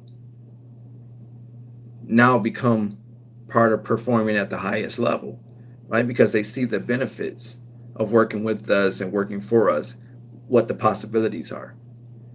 You see what I'm saying, guys? So again, I know I got off a topic, but I'm just kind of bringing everything home because all this stuff ties in. It all ties in, right? Same thing. Like I send donuts and coffee over to some of my best clients. Customer Appreciation Day, donuts and coffee on us, or you send them a gift basket, to the office, or it's pizza on us. We call up, hey, how many employees, guys, did you have? We have Customer Appreciation Day. We just call them up, send pizza on our behalf. We pay for the top, pay it over the phone, have it delivered directly there, and they go ahead and have fun with a couple bottles of Coke and that type of thing. It's really simple. Now, I'm not trying to suggest that you guys got to do this because I do it, but it's really because I appreciate, and it's almost a tit for tat. We might do this, through the course of the year, and then at the end of the year, they give us an extra check, right? That's not why we do it, but we give to them. They appreciate us, we appreciate them, right? So they give my people extra checks. I don't take their money and say, hey, don't take that, don't do that. Go ahead, take that, because you're gonna remember. I like working here, man. I don't have no problems working for these guys. I like working here. I like my job. So things like that happen, right? And then that keeps them from calling off and uh, uh, having excuses not to work. Whatever the case is, they'll come to work, right? Now, a lot of this stuff is as you guys grow. You will see what I'm saying. Again, this is unconventional.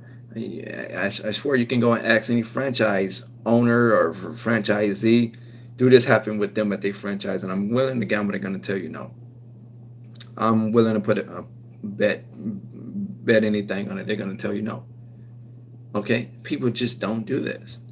You can ask a lot of independent people, hey, dude, some of your contract people, do they give you like extra money, like extra checks or gift baskets, or do they give you like tickets to any games and stuff? They're going to look at you sideways like, what the hell are you talking about? Shit, no, they don't do that. Like, what are you talking about? Right? Why don't they do that? Right?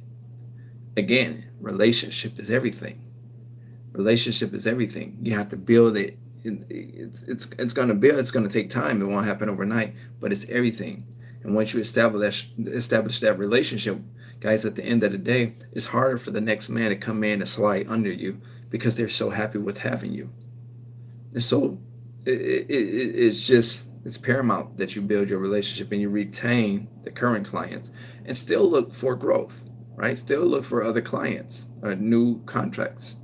Okay. So let me see if I have any questions here. Um, I watch your YouTube a lot. Yeah. Thank you, Cleo. Someone tell me to hire Mexicans. They are loyal. I love Mexicans. I love Mexicans with a passion. I have a few Mexican women that work for me, and I love them with a passion. They're very, very hardworking people. Just make sure they document it, okay? Because you don't want to get caught up in any immigration type of stuff, guys. It's just not worth it, right? Make sure they document it. I love hiring Mexicans. I actually put ads in Mexican papers. Well, I used to be papers, but on Mexican forums looking for Mexican workers. You got an area in my area, Southwest Detroit, which is a lot of island people like myself, like Trinidadians and Barbadians, and I should say Bohemians, and uh, Mexicans and Puerto Ricans and stuff in this area. So I do look in that area and advertise in that area. Just make sure they document it and they got the right credentials, and they will work their ass off. I love Mexican people.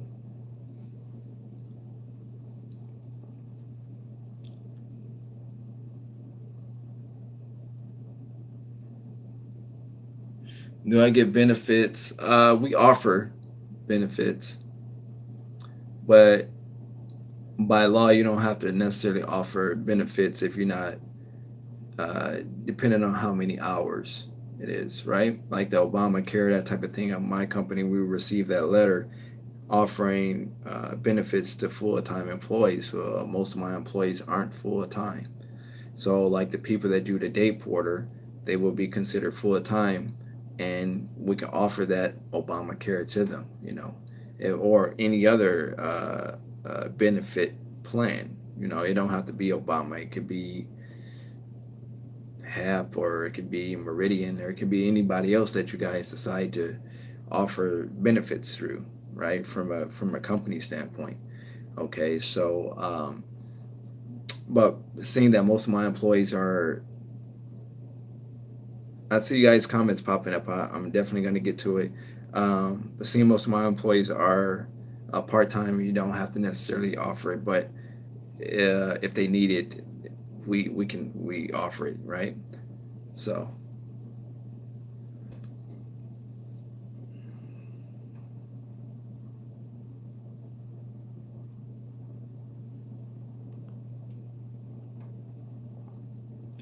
no, my employees, they have a set routine.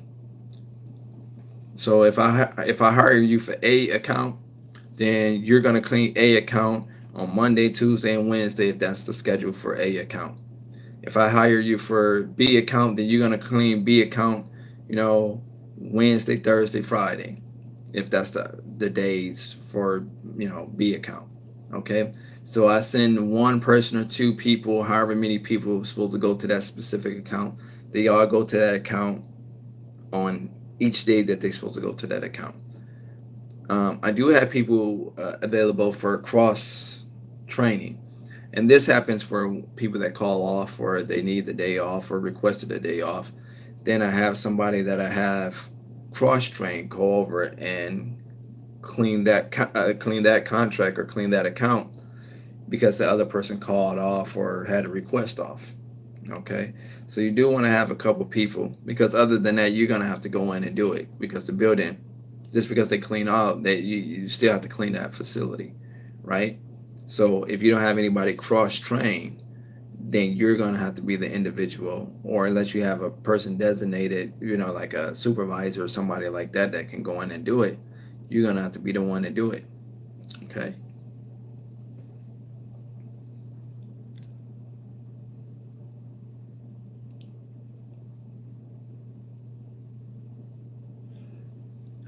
Yeah. Let me see. What's your name again? Shymir. Shymir. Yeah, you can go to vistaprint.com. They'll be able to help you out.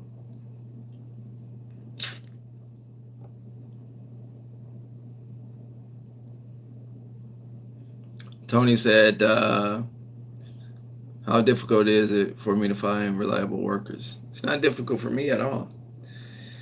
It's not difficult for me at all. I have great training, and most of the people that I hire now, like I say, either come through Facebook, or come through people that already work for me. So I hire a lot of friends of family, or a lot of family members, or a lot of you know uh, relatives to people that already work for me, friends that are friends of people that already work for me.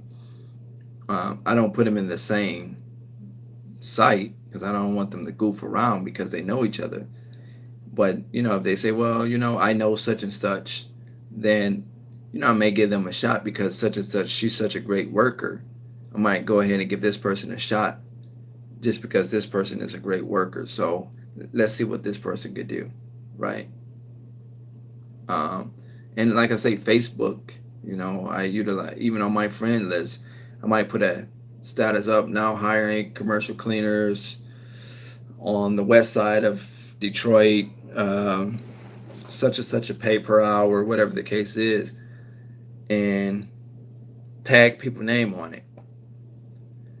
And their friends, when you tag people name and stuff on Facebook, right, their friends get to see it.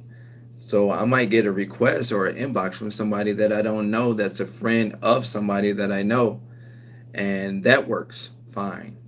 I also post ads in groups like Detroit Sell Everything or different groups in the surrounding areas, right? So they got these different forums or different groups.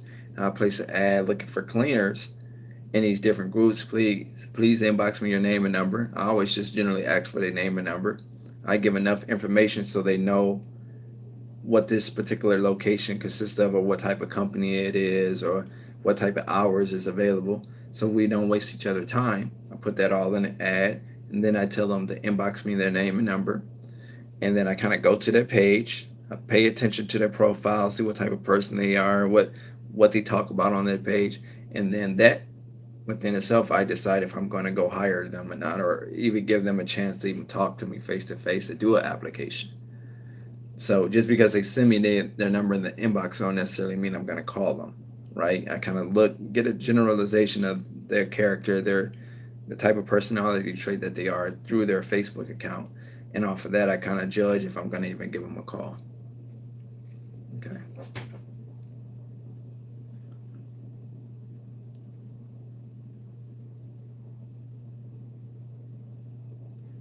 Daniel, he said, suggest when do you suggest you get your first employee? Number one, when you feel like you have the revenue to pay them, right? So you got to be able to pay them. But like I say, I'm the type that you could work 30 to 60 days in. And once you understand that account, like the back of your hand, then go ahead and put a body in there. Go ahead and put a body in there. Okay.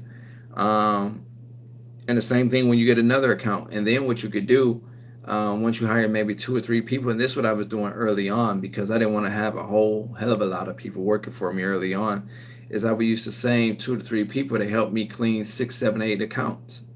So I would break up the accounts. This day you clean this account, tomorrow you will clean this account, I'm going to clean this account. So it might be me and 2 and 3 other individuals that I have hired on, and that would be the staff, that would be the team. I didn't want to have a large thing because now there's a large group of people that I have to govern, right? So I would start with maybe 1 or 2 people, right? And then myself, so I'm going to clean this building, they clean that building. If something is going on, they got my number, they can call me, shoot me a text, let me know. While I'm at one building A, they can be at building C.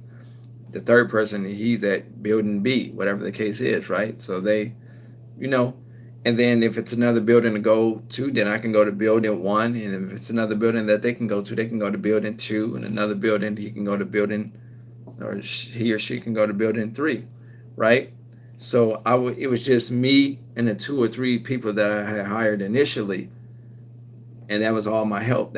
We cleaned everything. I broke the accounts up, and they were making a lot of money, right? Because obviously the less people you have, the more people you can put on and position them to make more money, because of the more facilities they can clean, the more hours they can pick up, right? The more people you hire, the less that cut down their hours, because they're going to be at that one central location, right? Because you already got somebody assigned for the other location, right? So, but I would say, to answer your question, work 30 to 60 days in, and then put a body in there. Depending on the size of the account and the workload of the account, you want to make sure you well trained, so when you do hire somebody, you can well train them, right?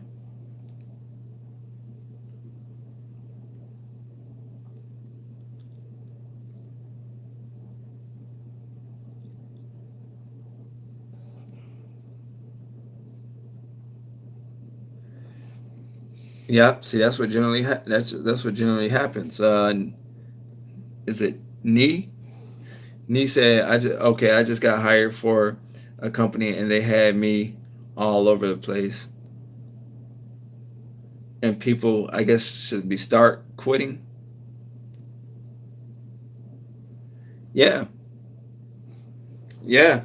I mean, when you got accounts like that where you're all over, you got to have the manpower for it. Like this account right here is a really huge account. It's a lot of square footage. I mean, and we're responsible for cleaning the grounds, cleaning the outside. I gave you guys a tour of this account before. This is one of my biggest accounts. I had a turnover rate here. They personally gave us, this is my janitorial office here, this desk here, all of this stuff, the copy machine right there. Then on the back is where the wall is where my employee put their time sheets and time cards and things of that sort. I mean, they actually gave us an office within their facility, right? But at one point, this place was turning over. I almost lost this contract because of not good training, and employees kept just walking off or calling off or whatever the case is. So I had to pay more attention to this contract because this is a very big contract for me. I mean, I have other contracts that's this big, but we don't have the turnover, the training rate. The training is effective. Everything is good. My eyes and ears at other accounts is there. But this is one of my largest contracts. And this would be a blow to the bottom line of my company if I ever lost this, right? So, so I stay on top of everything here. So again, like I say, you got to have quality people that work for you, and the training have to be effective, efficiently. You have to be effective, and it have to be efficiently. Clean effectively and efficiently. Okay, um, that's how you're really gonna maintain those clients. That's how you're gonna. But don't try to be cheap. A lot of people try to be cheap, and I tell people all the time, people try to be cheap. A lot of people try to be cheap and clean like a building this size. You're gonna be all freaking night. You're gonna be all freaking night trying to do this. You see what I'm saying? Because they don't want to pay out that revenue. So if you don't want to pay, then you have to do it. But then if you suck and you get the effing off or effing up, then you're gonna get canned anyway, right? Because a lot of people would try to take this on themselves, clean it themselves, right? Have all type of mistakes, and yeah, they might let the first mistake go. They might even let the sixth mistake go. They might even let the 10th mistake go. But at the end of the day, you're gonna get canned eventually. The first person that come in that want to do an estimate, they're gonna give them an estimate because they already ready to get you out of here. And if they in a rush to get you out of here, they might hit the phone book or get online and get the Googling commercial cleaning accounts to hurry up and get you out of here because you're fucking up. You see what I'm saying? So again, guys, you have to pay. That's why I said the one man show. That's why I named it what I named it here. Because when I say, can one man run this business? One man can run this business. But you want to start off slow. Start with small to medium sized accounts. Don't worry about the big $1,000 accounts that you're gonna get. You're gonna eventually get them. We all get them.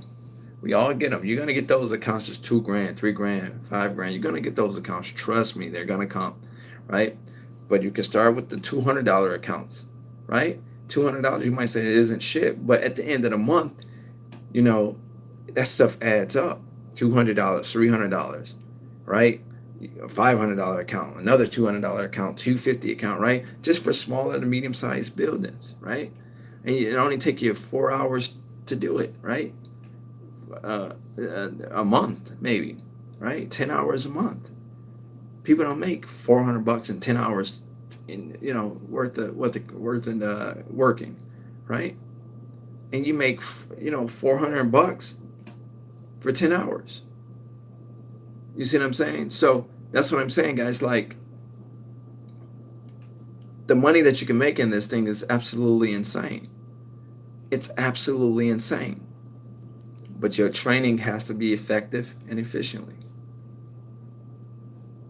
You got to be able to, train yourself, understand what need to be done, because when you go to hire somebody, you have to be able to train them effectively and efficiently, right?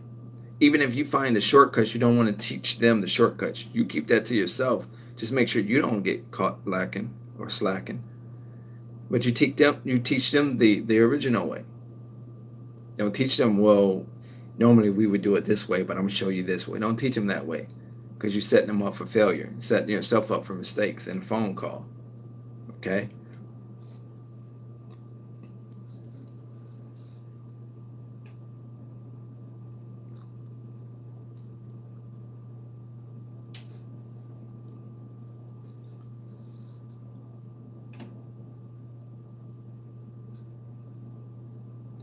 But to pay $10 an hour and expect a few people to clean that big building is crazy. Well, um, there's people that's working in Michael Jordan sweatshop making Jordan sneakers overseas, right? That's crazy, right? That's really crazy. Look, in my area right now, General Motors is having a huge layoff, right? They're cutting back on this plant, okay?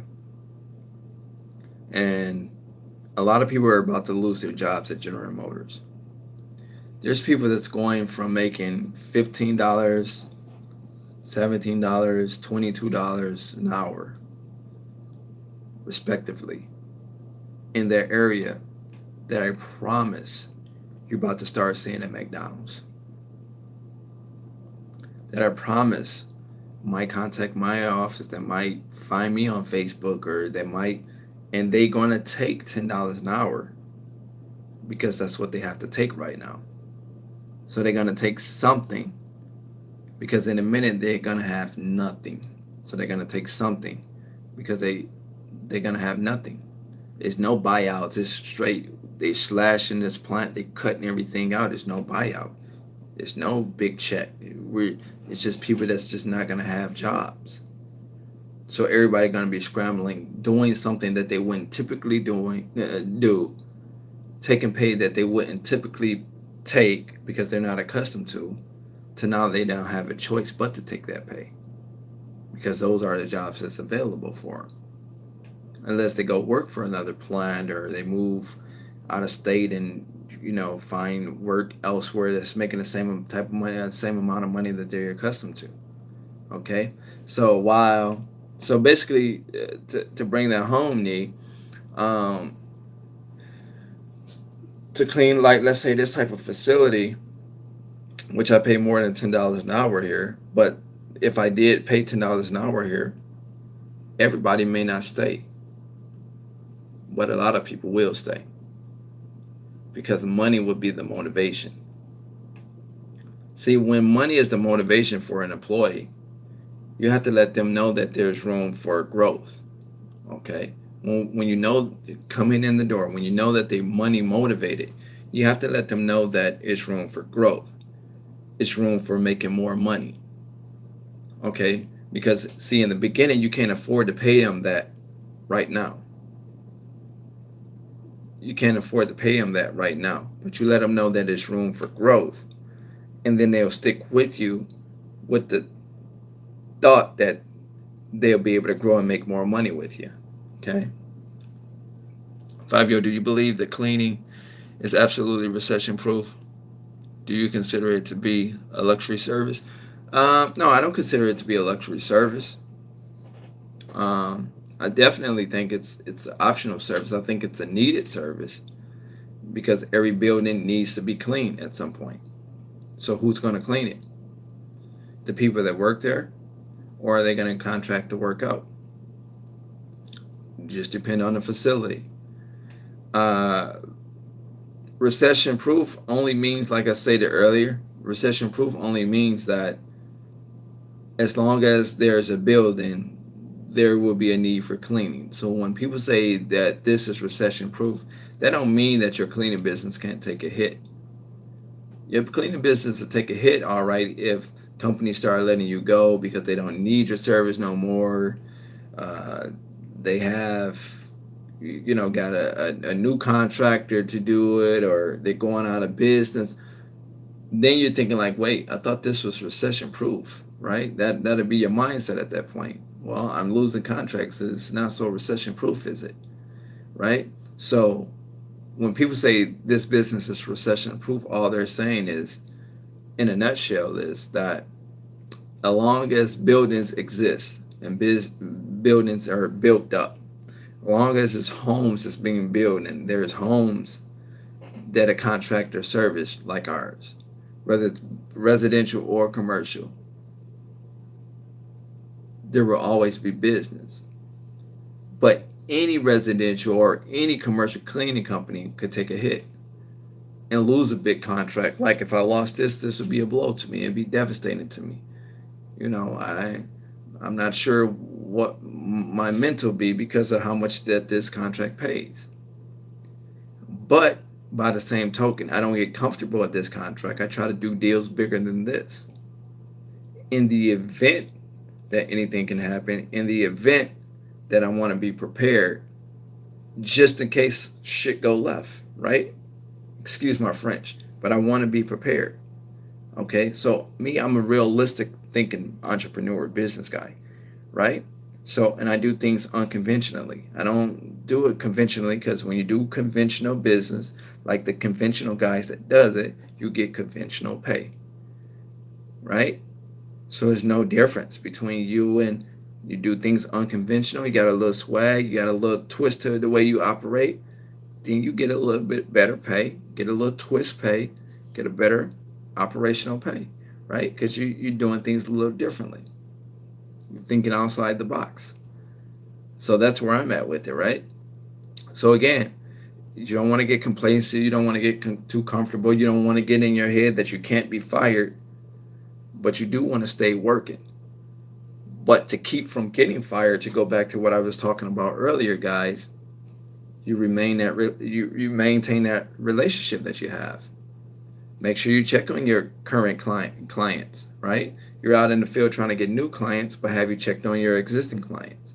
You make sure you check on them, huh? You offer a customer appreciation day, right? I'm not saying that it has to be anything expensive that you send the office, right? You get a few hot and ready Little Caesars, I don't know, a few pizzas, whatever, you know, some coffee and donuts. That doesn't cost a lot to do that, right? You don't got to do it every month, right? But that just shows that you appreciate it. So you send them a box of donuts and the box of coffee over there, right? You know, or whatever, any variation, just to show that you appreciate it. Okay, so that's what I suggest that you guys do. This is just how I move. This is part of my system. People ask me all the time, Fabio, what's your system? How do you move? This is how I move. This is how I'm able to maintain my clients and keep the lifestyle and keep doing what I want to do when I want to do it, how I want to do it. Again, a lot of what I say is common sense. It's just not common practice, right? A lot of people, it comes down to faith in yourself. A lot of people don't have that stored in them. So that's why a lot of people, that's why a guy like me get contracts and stay actively marketing because I know I got to stay actively marketing. A lot of people do it once or twice a week and then they're done and say, well, ain't no contracts in my area. No, you're not actively marketing, right? You got to stay at it. You got to stay picking up the phones. I don't give a damn how much, if you was working for a telecom company, telecommunications company, or you working for somebody where you got to do phone call sales, you would do it and be there on time, knowing you hate it. That's what I got to do to pay my rent. Okay, so you got to think that same way with yourself. You got to do that same thing with yourself. It's got to be something in you that want it, as Eric Thomas would say, as bad as you want to breathe. There has to be something in you.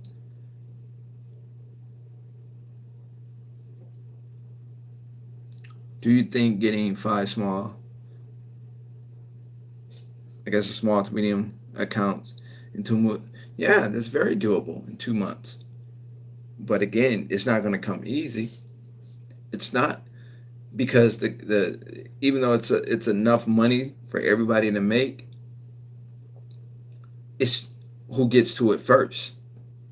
It's a lot of money for everybody to make, but it's who get to it first. See, it's times where I didn't put off, let's say for an example, going door to door, right? And then the next day I go door to door, and I walk into a facility, and they say, "Oh my God, we just signed the contract yesterday. If you would have came in here yesterday, you probably would have been in one. We just signed a contract. Someone came in our office yesterday and we're deciding to work with them, or we haven't signed the contract, but we like what they have on the table, so we're going to go with them. I'm so sorry. You can try back with us at a later time, in about a year. Try back with us maybe 6 months. But right now, I think we're all set right now. Man, you know how devastating that is. And you take a day off and you're like, shit, and you walk into this facility the next day and they tell you that, right? So 5 accounts in 2 months is very doable. But I would tell you, it won't be easy. You got to take work. The early bird get the worm. Exactly. The early bird get the worm. Okay? But you guys got to stay proactive. You got to stay at it. Okay? I talk a lot about paperwork. There's a lot of reasons that people don't get hired. Your attire, the way you look. Again, people don't know how you clean. I'd say this in a lot of videos. People don't know how you clean when you walk in the building, but they know how you look. And if you don't look like you'd be a good representation of what they feel their company standards is, they're not going to hire you. You're going to be judged at the way you look. Have good hygiene and breath. Make sure your breath is fresh, right? Make sure you carry yourself well, right? You look them in the eye, right? People do not know how you clean, but they know how you look. They haven't hired you yet. So the minute you walk in their office, at hello, they've already judged you. The gatekeeper, based on your personality, she knows or he knows if they're going to really try to help you get in based on how you treat them. That's why you can't frown upon the gatekeeper. They know if they're going to really try to help you get to the decision maker, if they're going to put in a good word, based on what they think, based on how you were with them. So don't just say, oh, you're just the assistant at the, no, they more than that. Because if you can't get through them, you're not going to be able to get to the decision maker. The gatekeeper is your ally. They're with you, right? They're a team. You should look at them as a teammate. You don't know them yet, but you're trying to build this relationship with them because they're going to be your entry to the gatekeeper. Okay? But again, you got to stay motivated, guys. You got to stay motivated. If you're not motivated, and I'm not talking about just listen to books and tapes. It's far beyond that. I listen to books and audiobooks and things like that, and Eric Thomas, and I'm in the shower every morning. I'm listening to stuff. I do this stuff in the shower every morning. I put it on YouTube, put my phone in the bathroom, and I'll just let it go, right? I'm getting myself together, preparing for my day. But once I get dressed, what you're going to do once you get dressed? Once the motivation is over, what are you going to do? You have to get in your car, catch the bus, catch the Uber, catch the Lyft, whatever the case is. You have to get out there. Well, Fabio, it's cold. Tough shit. You have to get out there. Because you're going to get out in the cold and hop on the bus and go work at Walmart. If you work, that's where you work. No offense if people work at Walmart. Right? You're going to get in your car. You're going to drive to, McDonald's if that's where you work, right? No offense to people that work at McDonald's. Somebody got to do it. Right? And you're not thrilled about doing that. Right? You complain, it's cold. I got to stand at the bus stop. I don't feel like going to work. Why didn't you call off? So if you're not going to call off on McDonald's, don't call off on yourself. For the people that have jobs now, listen to me, guys, because it's getting fierce out here. You're watching the politics like you've seen what Donald Trump is doing and what this and that. I actually like Trump, to be honest. But you see what he's doing, right? It's not always favorable. He's not always what the most popular favor, situation, right? But the fact is, a politician is going to be a politician locally, state, on a state level, right, and on a national level. So that's whether it's your governor, whether it's your mayor on a city level, your governor on a state level, your president on a national level. You can't change their ideology. You can't change the way they're gonna do when they're in office. Okay? But you can change you. Again, you got to position yourself. So let's go back to it. So when you got to have a professionalism about yourself, right? The next thing I like to talk about, and this not throwing shots at anybody, but your paperwork. Your paperwork. Try to have professional paperwork. There's a lot of little mediocre paperwork on the internet, and this template and that template and this form and that form, right? You know, but your paperwork, right? You want to come like me when I first started, man. They thought I was like and this was when I first started when I ordered this course, right? That I was telling you guys about earlier. They thought I was with the franchise because everything was so polished in the beginning with this course. Now I've changed things over time, right? But everything was so polished with this course from a marketing standpoint. Okay, so paperwork means a lot. Your proposal form, your estimate form. Yeah, you might want to have an estimate breakdown sheet. And I'm not saying that you guys got to get this stuff from me. I'm not saying that. You might find it somewhere else online. I don't give a shit where you go to get it. Just make sure it's professional looking. It's well presented because it's going to be a reflection of you. People say, "Well, I don't know why I didn't get the contract." Did you ask why you didn't get the contract or why they didn't hire you today? It could have been something you said. It could have looked at the paperwork. It could be cheesy, right? And then get off and then give that. Yes, I do sell my paperwork. It could be, the reflection of your paperwork. If you come with some white space and a bunch of templates, people look at it, what the hell is this, right? It doesn't stand up, so you're going to be judged off of that. They're not going to tell you, well, you got a bunch of white lines on paper. I don't, right? They're not going to tell you. They're just going to say, at this time, we're not interested. So let's recap. The way you look, you're going to be judged on that. So look your ultimate best. Your paperwork, right? I think that has a factor to do with it. Your confidence level. The aura that you give off you can't go in all timid and all, yeah, I'm Fabio, and I'm new to the industry, and you can't do that. You look them in their eye, man or woman, doesn't matter. You look them in their eye, you know what you want out the deal, you know what you're willing to offer for the money that you're charging. They either going to take it or not take it, or you reevaluate the offer. If you got a little flexibility on the price, right? If you got some flexibility on the price, then you revisit the offer and you come down a little bit maybe. Okay? But it's really going to boil down to those three things, again, because they don't know how you clean, they know how you look. So you're going to be judged on the way you look. Your paperwork, your business cards, your agreement, your stuff. Again, I'm not saying you have to get it from me. I'm not saying you have to get my paperwork. There's other people that sell paperwork. You're probably going to pay a lot more, but you don't have to get it from me. Okay? I don't even offer it here, but if there's someone that wants to buy my stuff, I will sell it to you. Okay? I won't turn you down because I want you to have the best representation. Okay? And your confidence level. The type of aura that you bring. And they can read that a mile away. They can read your confidence a mile away. They know if you just started out because that's the way you're going to get out. Stuff. No, guys, come on. You know what you're looking for when you go in there. When you go in, you're looking to do a walkthrough. When you first go in, you're looking to do a walkthrough. You do the walkthrough, you gather your notes.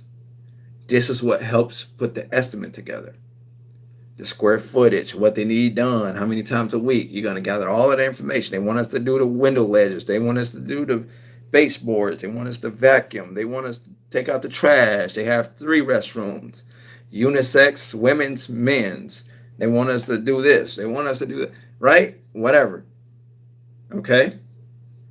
So you gather all that information. You put it together. Part is an estimate. Part is your quote, estimate, proposal, whatever, bid, whatever terminology you want to use. It's basically all the same, one and the same.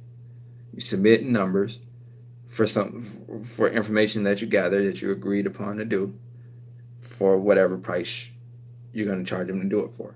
That's all it is, basically, right? Once you put the estimate in, they have to okay and sign off on the estimate. Say, okay, great, we accept it. Now this is where your agreement come in. You get them under the agreement, and some people have had so many people have people sign my agreement. People that bought my agreement call me, Fabio, I got this your agreement. I got somebody under the agreement. Great. When do you start? I don't know. They said they're gonna call me back. When you get them on my agreement, I mean any agreement, but don't just, guys, don't waste my agreement. You paid me $500 for this just for them to sign it, and then you hold it. You got it in a folder somewhere. Don't do that. You ask for, when would you like for us to start? Once they sign off, even if you got to handwrite a note on there, start date January 1st, right? You want to make sure you ask. If you didn't write it on the line there, oh, by the way, Mrs. Smith, Mr. Smith, when would you like for us to start? We know you got a cleaner here, got to move them out. What's our start date? We got a line on the agreement that says that, but you make sure you get that information. It doesn't make any sense to buy any paperwork from me and then you guys just hold it like it's just,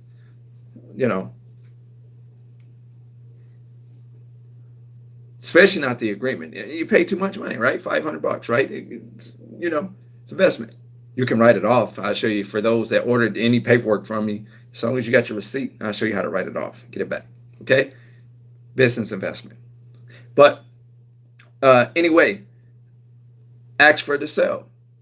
When would you like for us to start? When would you like for us to start? Right? If they have a cleaner or they don't have a cleaner. Okay?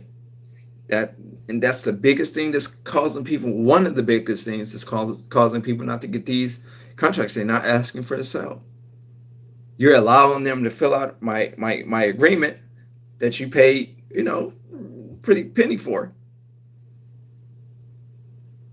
But you don't have a start date. So what are you doing?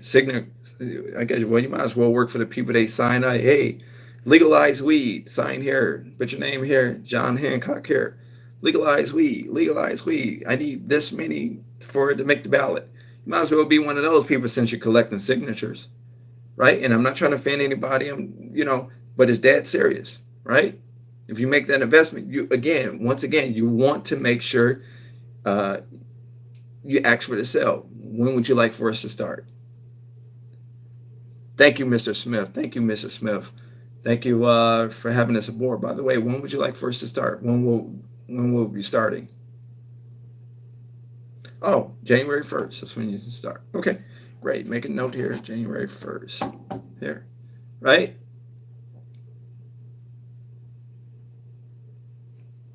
Again, it's paramount, guys. A lot of what I'm saying is common sense, it's just not common practice. Okay? But it's not as hard as a lot of you guys make it out to be. Okay? It's not as hard as a lot of you guys make it out to be. You can make a great, great deal of money. It's not a get-rich-quick scheme. Don't be in it because you're like, I'm trying to make $1 million. Most people don't make $1 million. Right? Don't get into it because this exaggerated lifestyle you done painted in your head. Get into it. You want to offer an honest service. They give great value and results for the price agreed upon. Okay. Again, it's got to come down to the job. Okay. You can't say, oh, I just need the money and I don't want to do a good job, because then you're not going to have a job, right? So you have to do a great job to retain that client, retain that customer. Okay, so if you guys have any more questions or comments, go ahead. I went way further than I thought I would. I'll be more than willing to go ahead, answer whatever you have. If you have anything you want to ask me or anything of that nature, book FabioHart@gmail.com, book FabioHart@gmail.com. It's getting to a point now that I get a heavy workload, guys. And what I'm about to stop doing is helping with the free, giving the free estimates. You know, people know I help with the free estimates, or every time they get uh, a job for an estimate, they come and ask me for every estimate. You know, so I'm not going to try to put anybody on blast, but at every estimate that they go out and do, they call me to help, want me to help, especially if I help them close and they close one. You know, now I don't close everything. I'm not trying to, again, I'm not this guru god and I don't have these magical powers, right? But I know what goes into putting it together. I know what you should look for. So the fact that I help people do that for free, I think it's being taken advantage of. And then I don't make anything on the back end. Again, I don't, even with my prices on anything, guys, I don't charge a whole hell of a lot, right? So every time somebody get an estimate, because they know that I help them do it for free, they email me, hey Fabio, I have a new contract. Can you help me with the estimate? Help me with the numbers. And I've helped people do 2 or 3 different deals, you know, and maybe out of 3 deals, they got 2 contracts. And the contract could have been $1,000 contract, or it could have been a $500 contract. But I don't say, well, man, I need a 3% off of each deal. You know, I don't say that because, again, it's not about the money. I'm getting my blessings just every day working, right? So I'm getting my blessings. So it's not about that. Yeah, go ahead. You keep the 500. You keep the $1,000. Just whatever I showed you, just duplicate what I showed you, and you'll be able to create the similar result. You'll be able to do the same thing. But I don't have the magic thing. I didn't help you. I didn't close your last deal for you, right? We didn't. You call me back and say, hey, I didn't get it. Okay, I say, hey, keep going, because I don't get everything. So I'm not this magical God, this guru, right? So I don't have all of the answers, right? But what I do know is what I do know. And what I do know, I share right here on the YouTube.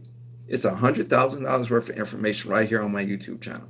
If you just apply the information and you stay consistent with it, you can make at least $100,000 right here, because I do more than that. So I know you can make at least $100,000 annually.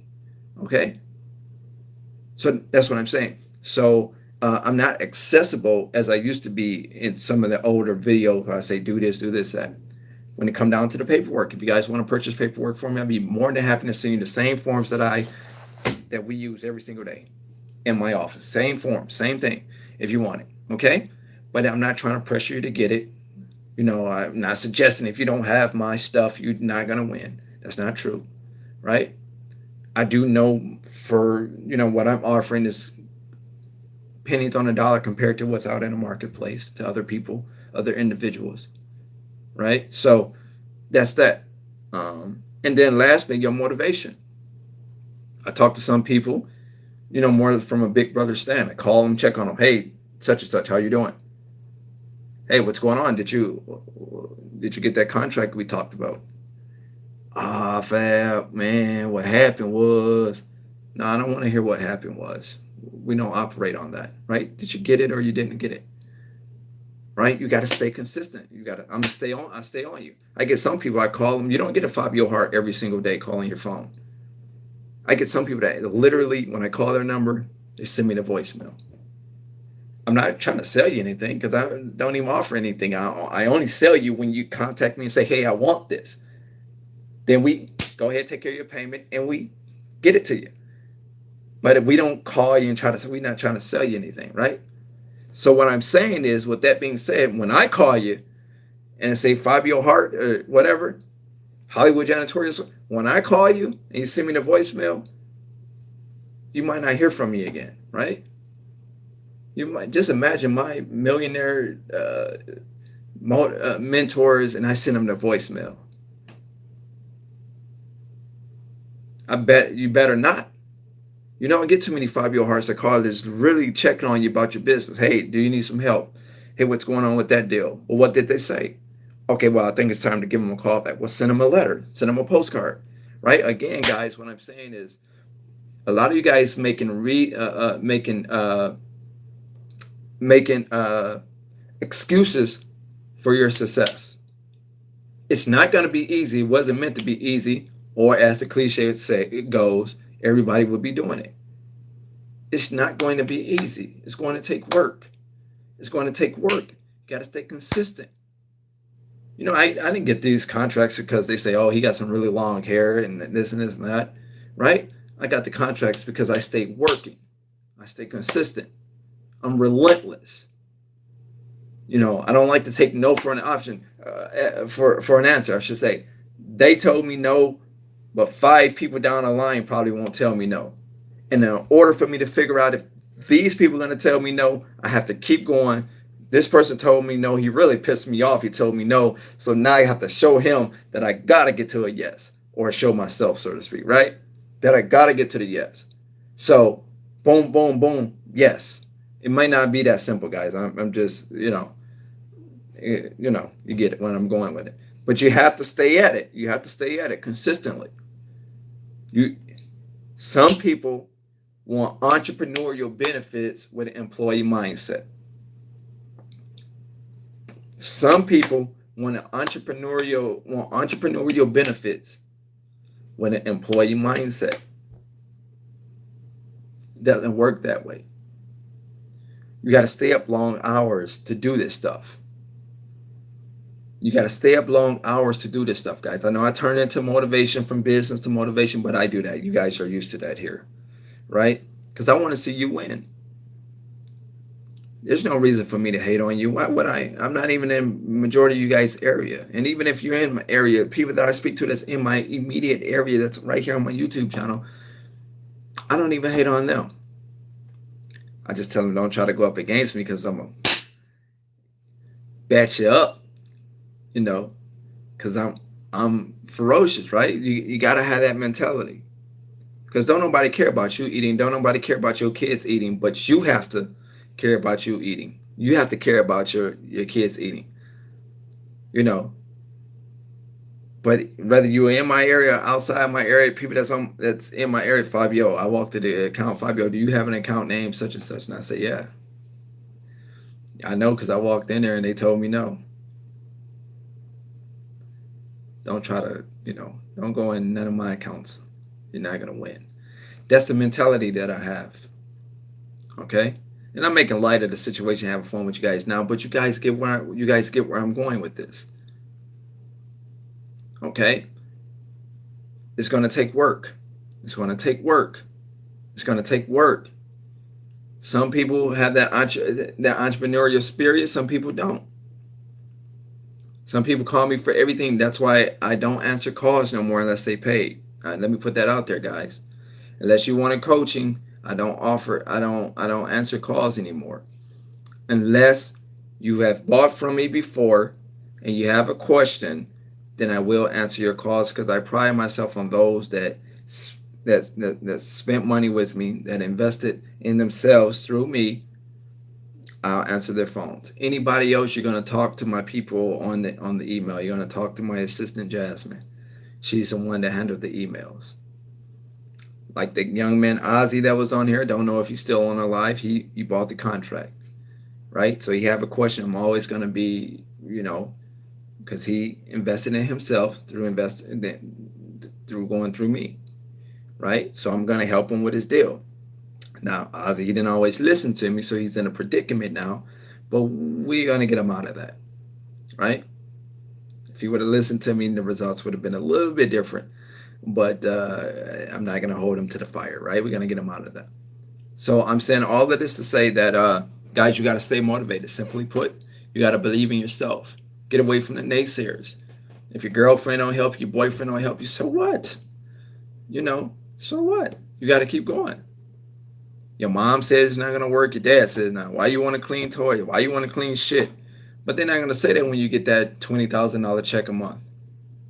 Even $2,000 a month, $3,000 a month, $4,000 a month. It's going to go from, why you want to clean shit to, man, ever since you started that business, man, shit done changed, man. You the change, man. Like, I don't like that fake stuff. I don't like that fake shit, man. That's how it go. No, but you the same person that laughing at me say I'm cleaning shit out of the toilet and this shit is paying me $3,000 a month. More than what you used to. They seen you got to do J's, right? Or whatever you decided to get. It's this extra little thing, right?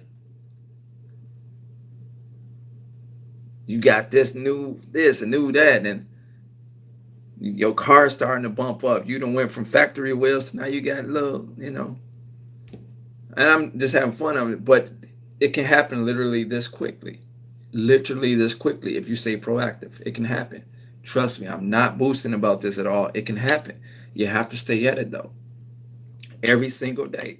My week is planned out the same way I told you on many other videos. You guys that know, some of you guys know what I'm about to say before I say it. My week is planned out every Sunday.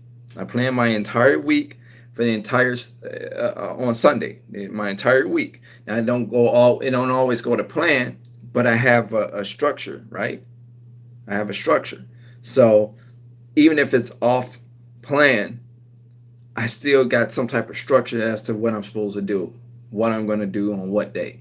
I'm planning my week out every Sunday. Now, you might not be able to plan yours out. So, what I would suggest those of you do is plan yours out the night before. Have you ever been in a situation when you say, yeah, tomorrow I'm going to go do this, then I'm going to go to Walmart, and then I got to go stop at the janitorial supply store, and yeah, I'm going to go knock on this door, and I'm going to knock on that door.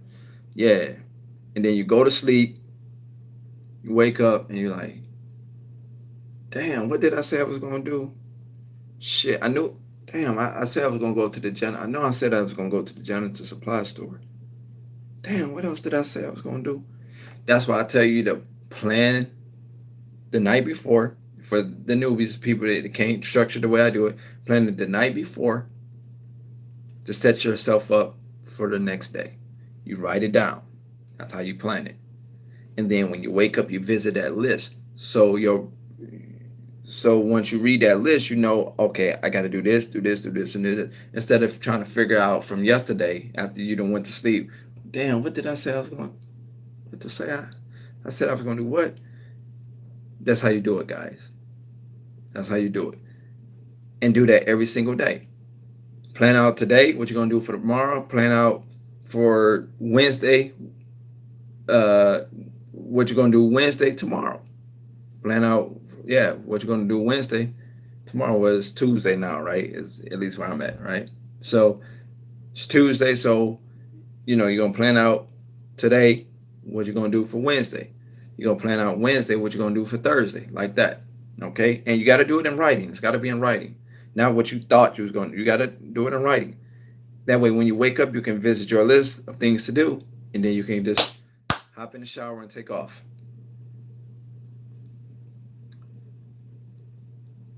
Do I have a staff of sales reps?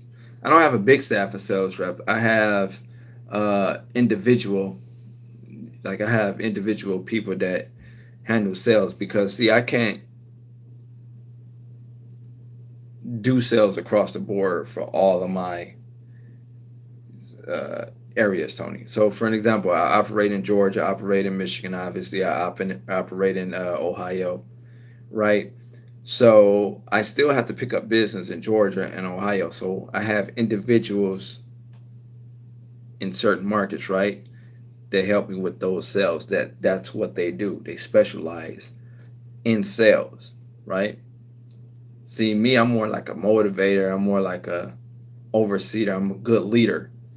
But salesmanship never been my specialty. I had to like read books and look at videos on YouTube and learn sales. So I cultivate that. And because of the type of personality trait that I have, it seemed like it comes across like, oh, my dad say I could sell popsicle sticks to Eskimos, right? He said it all the time.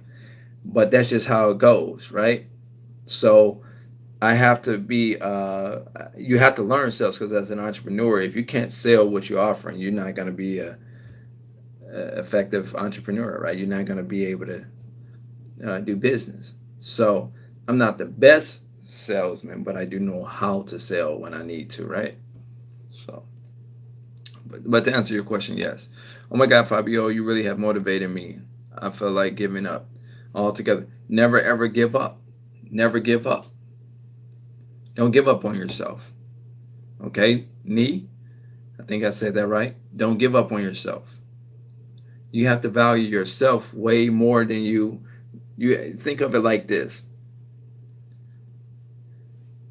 If I give up on myself, who else am I giving up on?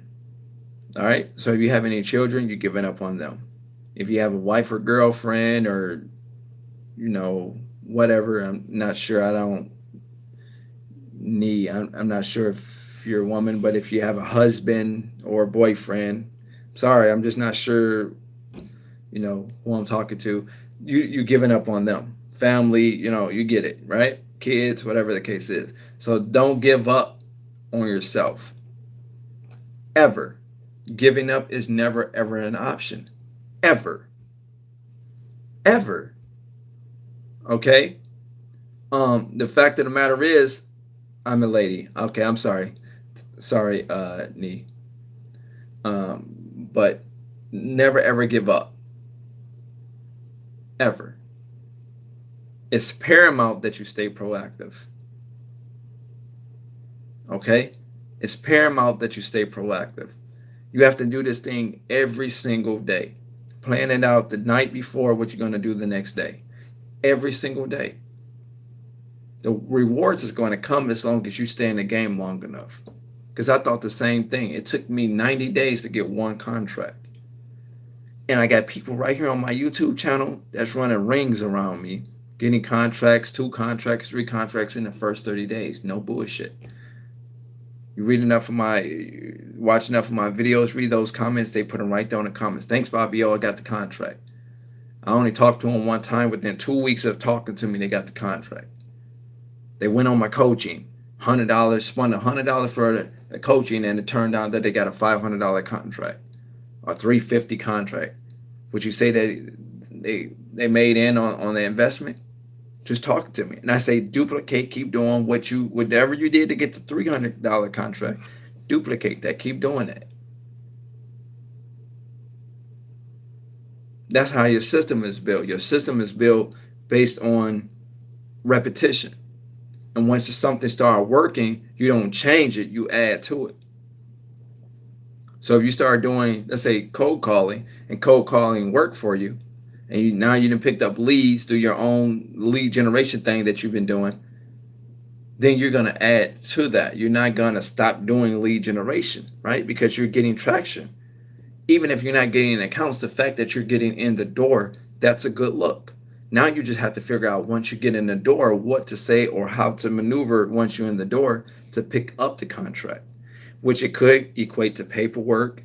It could equate to the way you look, because again, they judge you before you they hire you. They don't know you the best cleaner. You can say I'm the best all day, but they don't know that until they hire you, right? It could be your paperwork, could be kind of cheesy. It could be multiple things. They can see that you don't have the esteem level, right? You can come off like blah, So they see that you don't have that esteem, that fire in the belly, so to speak, right? So you didn't get it because of that, or you didn't ask for the sale, so you didn't get it. You put it on contract, you put it on paper, but you didn't set up nothing. No time for you to start. It could be many reasons, right? Many reasons, but never ever give up on yourself. Don't let no man tell you, because guys do that. What you gonna do that for? Well, I ain't, shit, I don't need it. We can't do that. No. Don't let no male, don't let no female, no friend, no family, nobody come between you and the bottom line. Because you got to provide for you and yours. At the end of the day, they got somewhere to lay their heads. A lot of the people that tell you don't do this and this and this and this, it's not even like they have their own. And I talk a lot about this on my Facebook when I do my motivational speaking. People, they be liking it. And the same people be liking it, be the same people going through it. I tell people all the time, Fabio Hart is no better than you. I just think a little differently than you. I'm no better than nobody. We get the same 24 hours in a day, the same 24. It's what you do with the 24 that dictate if you're going to become successful. It's what you do with the 24. We all get the same 24.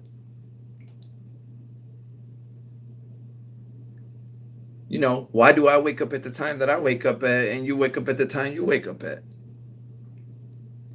Why do I stay on the phones longer, or I stay out cold calling longer, or I stay in the going door to door longer than you? I probably wanted a little bit more than you. Why do I continue to go after no, after no, after no, after no, and you quit after no? And I'm not talking about anybody specifically on here. I'm just saying you, meaning you in general, anybody, right?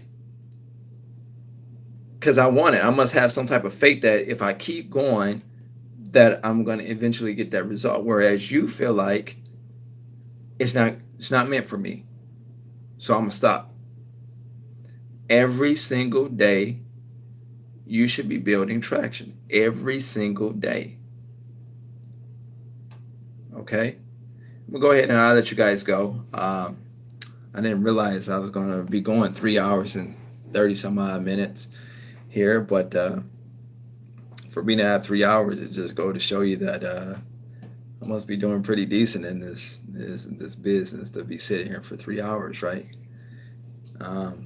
But again, if you guys have any questions about whatever, email me. Email me at bookfabiohart@gmail.com. If you want me to take a look at your flyer, you want me to take a look at your agreement, you got a question about my coaching, if you want to do coaching, I do push that. Coaching is $100 an hour. If somebody is interested in my agreement, that's $500. Matter of fact, I might work it out. I might work a deal on that if you guys really interested. Okay. If you're really interested, I generally don't go lower than 500 on the contract because I spent so much money on the agreement. But I want people to have it. I really do want people to have it because it's a good look, for your business, So at least you don't have to worry about that, right? But anyway, I'm not trying to sell it. If you guys want it, just put, I need your paperwork, or I need your I need your contract, or question about the paperwork, question about the agreement, or whatever the case is. Okay, I'll be more than happy to try to have my people work out some stuff. Okay.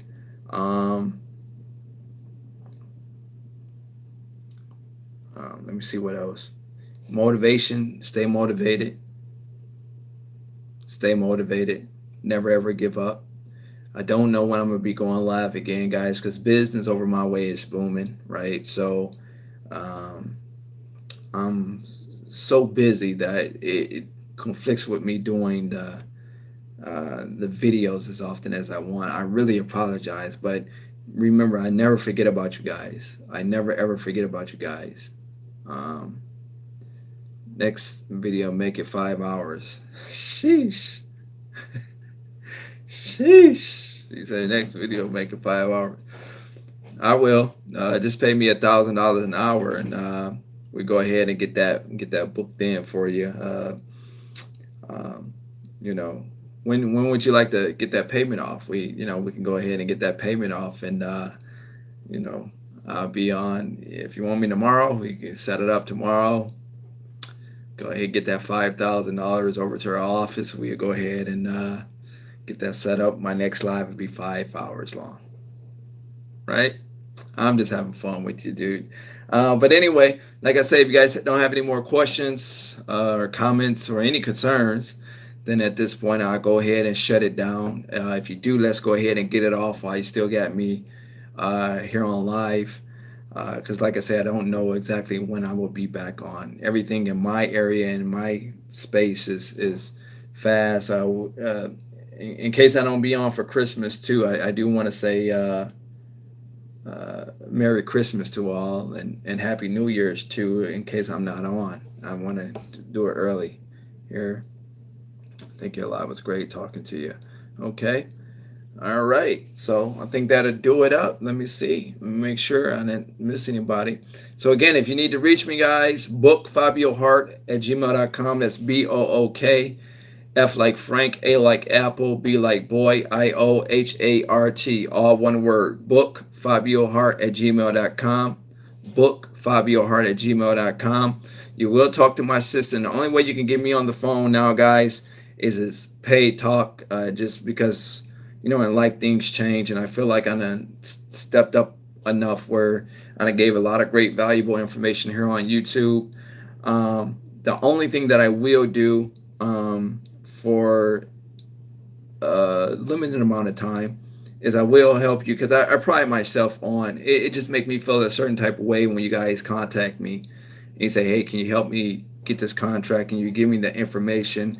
And I just feel like I have a chip on my shoulder to know that from where I'm at and where you are, that I helped you get into this contract by helping you with your numbers and putting your estimate and doing that type of deal. So for a limited amount of time, I don't know how long, but my assistant or my reps will let you know, okay, he no longer do this no more. When I decide to stop, they'll let you know if I don't make another video about it. I will help you guys get your contracts. Okay. If you do your walkthrough, you got to submit an estimate. You don't know how to submit an estimate, I will help you with your estimate and help you with your numbers. Okay. I will help you with your estimate and help you with your numbers for free. Okay. Not asking for anything on the back end, as I haven't done thus far. I haven't asked any of my subscribers for anything on the back end. I help them with their numbers. If they get it, good luck. If they don't get it, I tell them keep trying, or if they get another deal, bring it back to me. Okay. I never proclaim that I can close every deal. So don't even think that I'm going to close everything that you guys bring my way. I'm not. And I'm here to tell you I'm not. Okay. Um, so that's the only thing that I would talk to you guys about. But if you have any questions, you can ask my reps. They'll go ahead and answer that, or my assistant, she'll go ahead and answer that. If you have anything about paperwork, you need the agreement, you need the estimate breakdown sheet. I know a few people was interested. Estimate breakdown sheet is just basically our base prices, what we charge per hour per square foot. Okay, it's a reliable source. I've been using the same chart, the same form for years, and it never let me down. So if you guys need that, more than welcome, to inquire about that. Just put estimate breakdown in the subject line, or put paperwork. If you want all my paperwork, my assistant can send you an itemized list of how much each document costs, and then we could set it up as a big package deal for you. Give you a pretty good discount, because like I said, we don't even offer it no more. Like I don't market it and try to sell it no more. So I'll give you a pretty good deal for it. If you're interested in my agreement for the first 5 people that order, I will give you guys a discount on that. I never ever discount them, because it cost me damn near $3,000 to put that form together, right? My agreement. So it cost me damn near $3,000 to do it. Pretty close. Okay, so I never discounted. I think 500 is sufficient. But for the first 5 people that say, I gotta have this, I better get it right now while he's willing to discount it for me, I will discount it.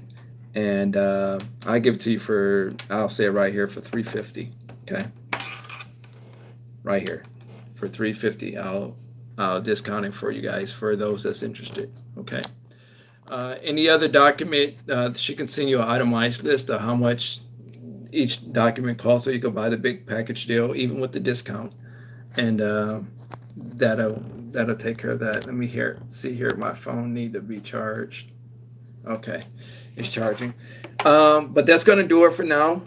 Again, the email address is bookfabiohart@gmail.com. That's BOOK, F like Frank, A like Apple, B like boy, IOHART@gmail.com. And for all the franchise people who think I don't know who they are, they email me and try to get me on the phones to talk to me, to try to pick my brain.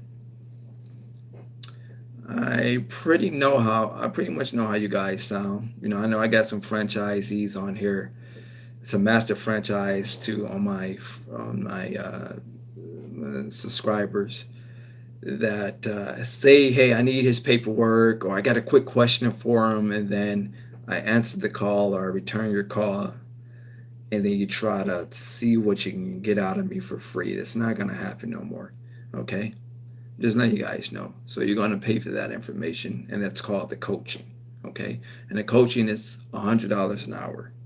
So I'm going to let you guys know. So when you get me on the phone, when you hear my voice over the phone, it's going to be you've already paid $100 for that. The only way that I would do, like I say, the free is if you bring in a deal to me, you got some numbers, which I don't know if you just using this to try to talk to me now, but I'm gonna stick to the script and we're gonna talk about this deal. There won't be nothing outside of this deal. Not no what if this and that is. We got to pay for that. Okay.